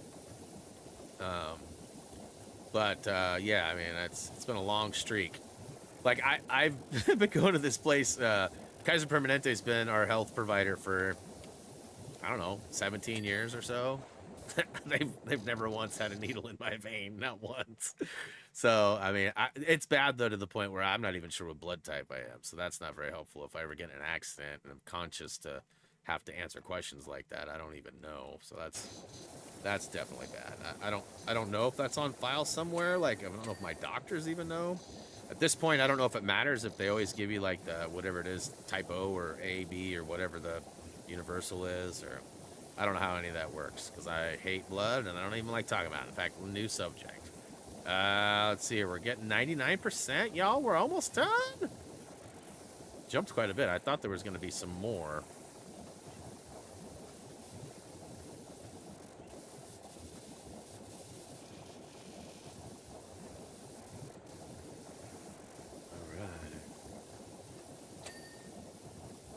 What's that? Been there, done that. Dr. Google for issues, yeah. Yeah, what did you say? Spoonful of mustard sometimes stops that. Okay, I love mustard, so I will definitely, but it's really weird though. Like, I will literally, because I'm very conscious of it, because like, especially at night when I'm sitting in the chair or whatever, like I've had this theory that like, so this is really weird too. Hopefully Nom's still out there. I feel like it mainly only happens when I'm cold. And I've noticed, like, Jillian will say she's cold, and I almost never get cold. And I've noticed that when it is cold out and I am, like, aware, like, dang, it's actually cold, like, my body doesn't really do the shiver thing anymore. So, I've wondered if that has something to do with it, too. But obviously, reading Dr. Google, like, ALS is one of the more serious things that they recommend for long term. And historically, though, like every winter, like I've told this story before too, like I used to get this feeling that like when I'd sit in that chair, like 99% of the time I'd sit in that chair, and again, nowhere else does this happen, I would get this like, I would literally be sitting there and I'd be like, oh, my phone's ringing in my pocket. And I'd reach, and my phone would not be in my pocket. It'd be sitting on my desk or somewhere else. And so I've, like, always had these weird nerve things. And, Grandpa had Parkinson's. His brother had Parkinson's. My mom's. So I've got it on mom and dad's side. Both different things, but definitely neurological things. So I'm, like, hopeful that that's not what it is. But also, sometimes genetics suck. Which is why we need to plan a trip. Now, when you were going to escort us somewhere fun. We were talking about going somewhere. I don't remember where it was. Somewhere far away, though. Was it Thailand? It was somewhere. You and Jillian were all razzing about it one day. But again, I probably made this up because I'm sure it never happened. Right? Isn't that right? Maybe you will catch Well, no, I've always felt like there's a lot of irony in things like Superman, right? Like you got Christopher Reeve, who was our generation Superman, you know, ends up in a wheelchair and not, you know, and like I've always thought there would be some irony if like my thumbs came into play somehow, like I couldn't use or control my thumbs anymore. Happy Thumbs Gaming is ironically, you know, broken thumbs or numb thumbs, or you know, like I have thought about stuff like that before. Okay, so we are getting down to the nitty gritty. Somebody, I think it was tomorrow, suggested that I look at the box. Let's see if there's anything on the box. On the top, I got the little squiggly. It looks good there. I'm not seeing, I'm pinging right now, so if there's any undone stuff. Okay, so on the bottom of the box,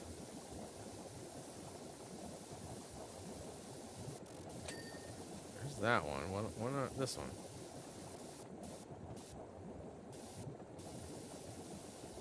It's showing 0, so maybe that was all connected and it just didn't. All right, is there anything over here? Doesn't look like it.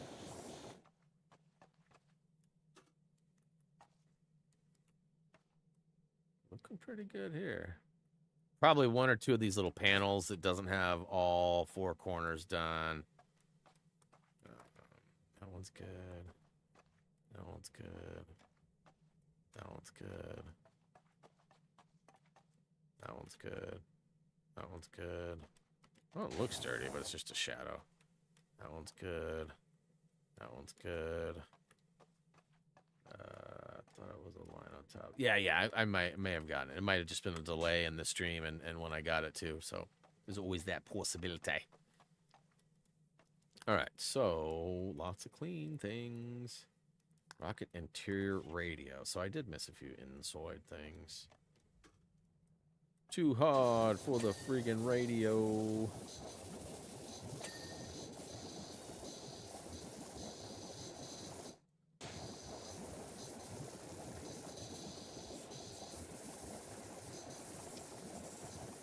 Probably some stuff over here on this somewhere.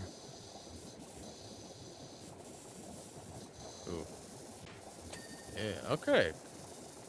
Rocket control coolant tank. Interior shovel. Okay. Rocket portholes. Giggity. So that's probably gonna be...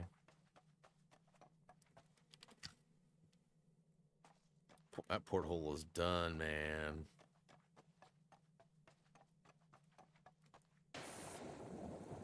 Porthole is not, man. Okay.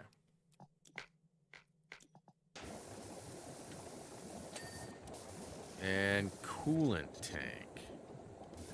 Coolant tank. Cool whip tank. Cool whip tank.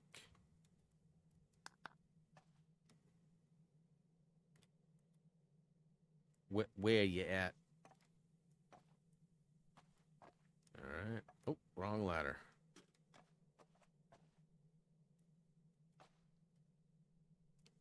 Coolant. Make a show. All right. Looks kind of like an Easter egg. Hey, what up, Terry? Your receipt from Apple. Damn it. I always forget to cancel my Apple TV when we're not watching it.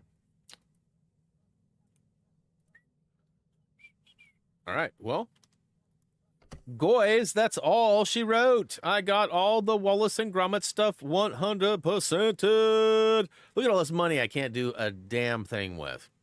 Maybe they'll transfer over to the sequel. That would be glorious. Yeah, so we do have one other available. If we go to bonus jobs, there's a new Muckingham file. I don't plan on doing this right now. I will bring this back at some point. I'll have to find out when the next DLC. In fact, let's check right now. Let's see if I can figure that out. PowerWash Simulator. I know at one point recently they put out like coming 2025. So we know that some point this year the new game will be coming out. They got a couple of videos pumping it up. Let's see here. The Muckingham file is officially out now for free. For real this time, they must have botched the release.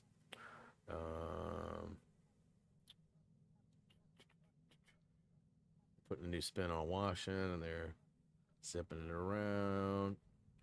Sheep, you really think... to the moon, Alice. All right, so here's Muckingham. Here's the roadmap, but it doesn't give us dates. There is one more Muckingham file. It's number 6. They do not tell us what it is or when it is. It just shows roadmap 2025, Wallace and Gromit, and then 2 free DLCs. So we've got 2 of the 3 already. And knowing that the other game will come out, you know, probably October or something. I don't know really, but later in the year, because they're not announcing it right now. And they usually do like a 90-day, 60 to 90-day campaign for marketing on most games and movies and stuff too, if you think about it. And ultimately, we're probably not into that realm yet, but you know, soon we'll probably start seeing a bunch more stuff. So hopefully that DLC will come out sooner than later. Let's see. There's certainly positions. Feeling my pinky or left. Yeah, I'm gonna try the mustard thing. I don't know. You know, not against it at all. I very much enjoy mustard, and if that might.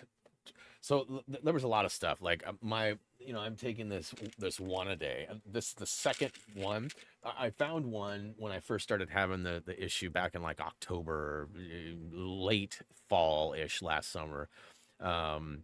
And it was a muscle focused one. It actually didn't completely take it away, but it made it like a 1 every 5 days type of thing. So I was excited that I found something that was really sort of helping with that. It seemed like a supplement that was deficient.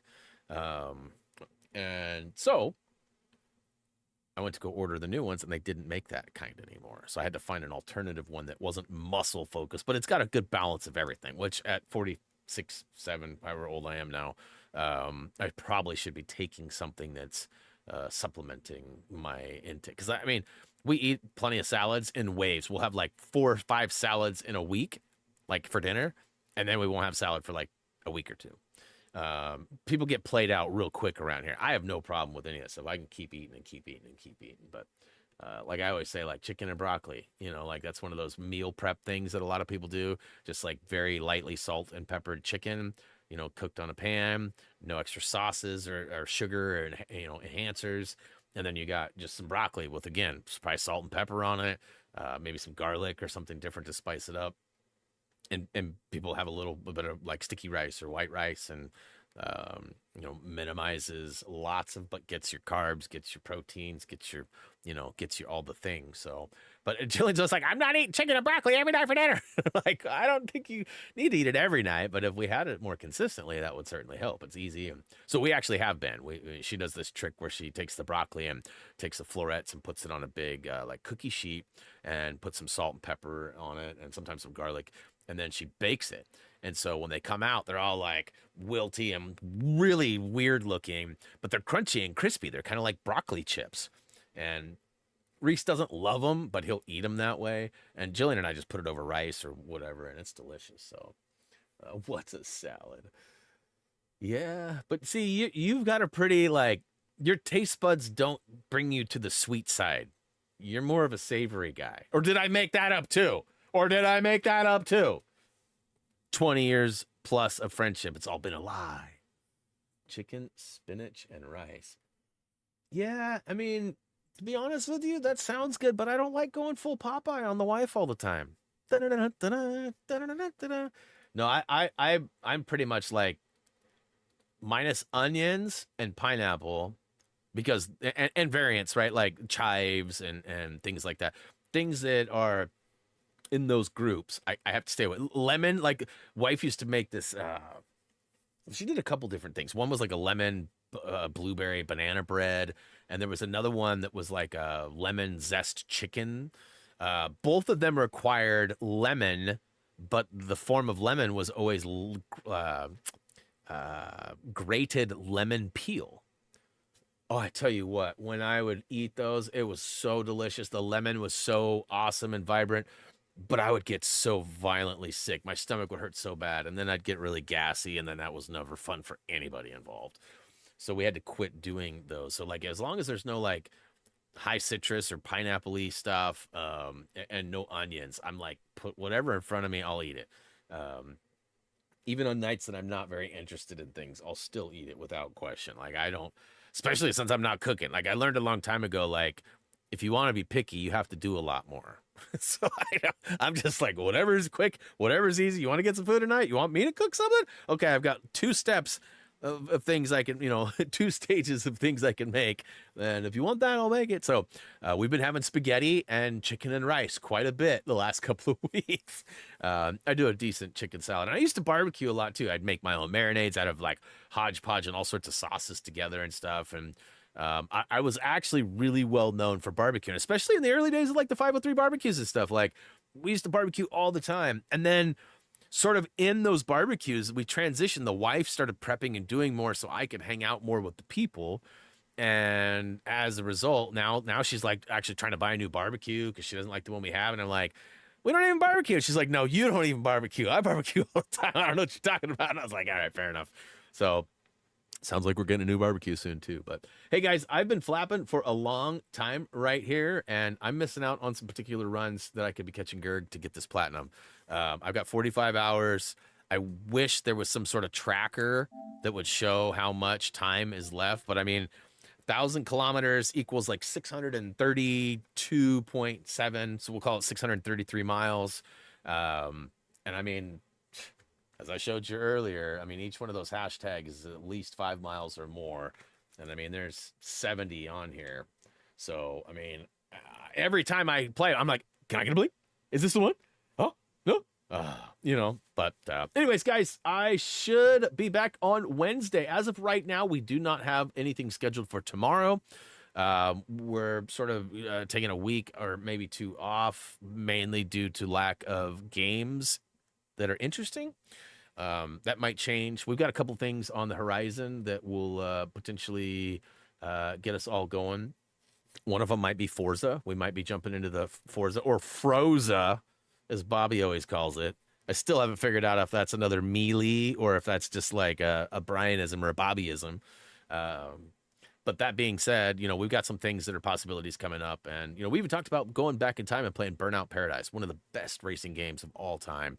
The only problem is I could play it on any platform, really, but I have everything done on the PS3 and the PS4 versions, which are compatible, can play together. And I don't have it on the Xbox, but only Kirsten and Bobby and I have the Xbox to play. So, and Kirsten's going to buy it for PlayStation, so she prefers to play it on Play, which I don't blame her. I don't blame her at all. She sort of inherited the original one, or the game, the other one on Xbox, or it's on Game Pass for her. So I don't remember how she has it, but she has it free there, so she hasn't paid any money, but she's going to pay money, so she would prefer to, yeah.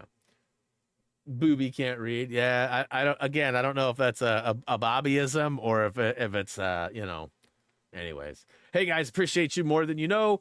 I will see you on Wednesday for more Atomfall, which that game has been an absolute blast. I can't wait to get back to it. I still have the steps up to get the what do they call it? The signal replicator, I believe is what it's called. Oh, come on, Pete. Yeah, signal redirector. Signal redirector. And I think that's what we need for down below to get further in that one mission, because we got everything else. So anyways, Wednesday. Nothing tomorrow, guys. So you know the drill. Head on over to any of our social medias. If you haven't done already, please check out HappyThumbsGaming.com. I almost said that wrong. I kind of did say that wrong. Regardless, check it out. We also have HTG merch. If you were curious to see my new car-related shirt, not video game, but car-related, check it out. As for me, though, that's going to do it for now. As always, until next time.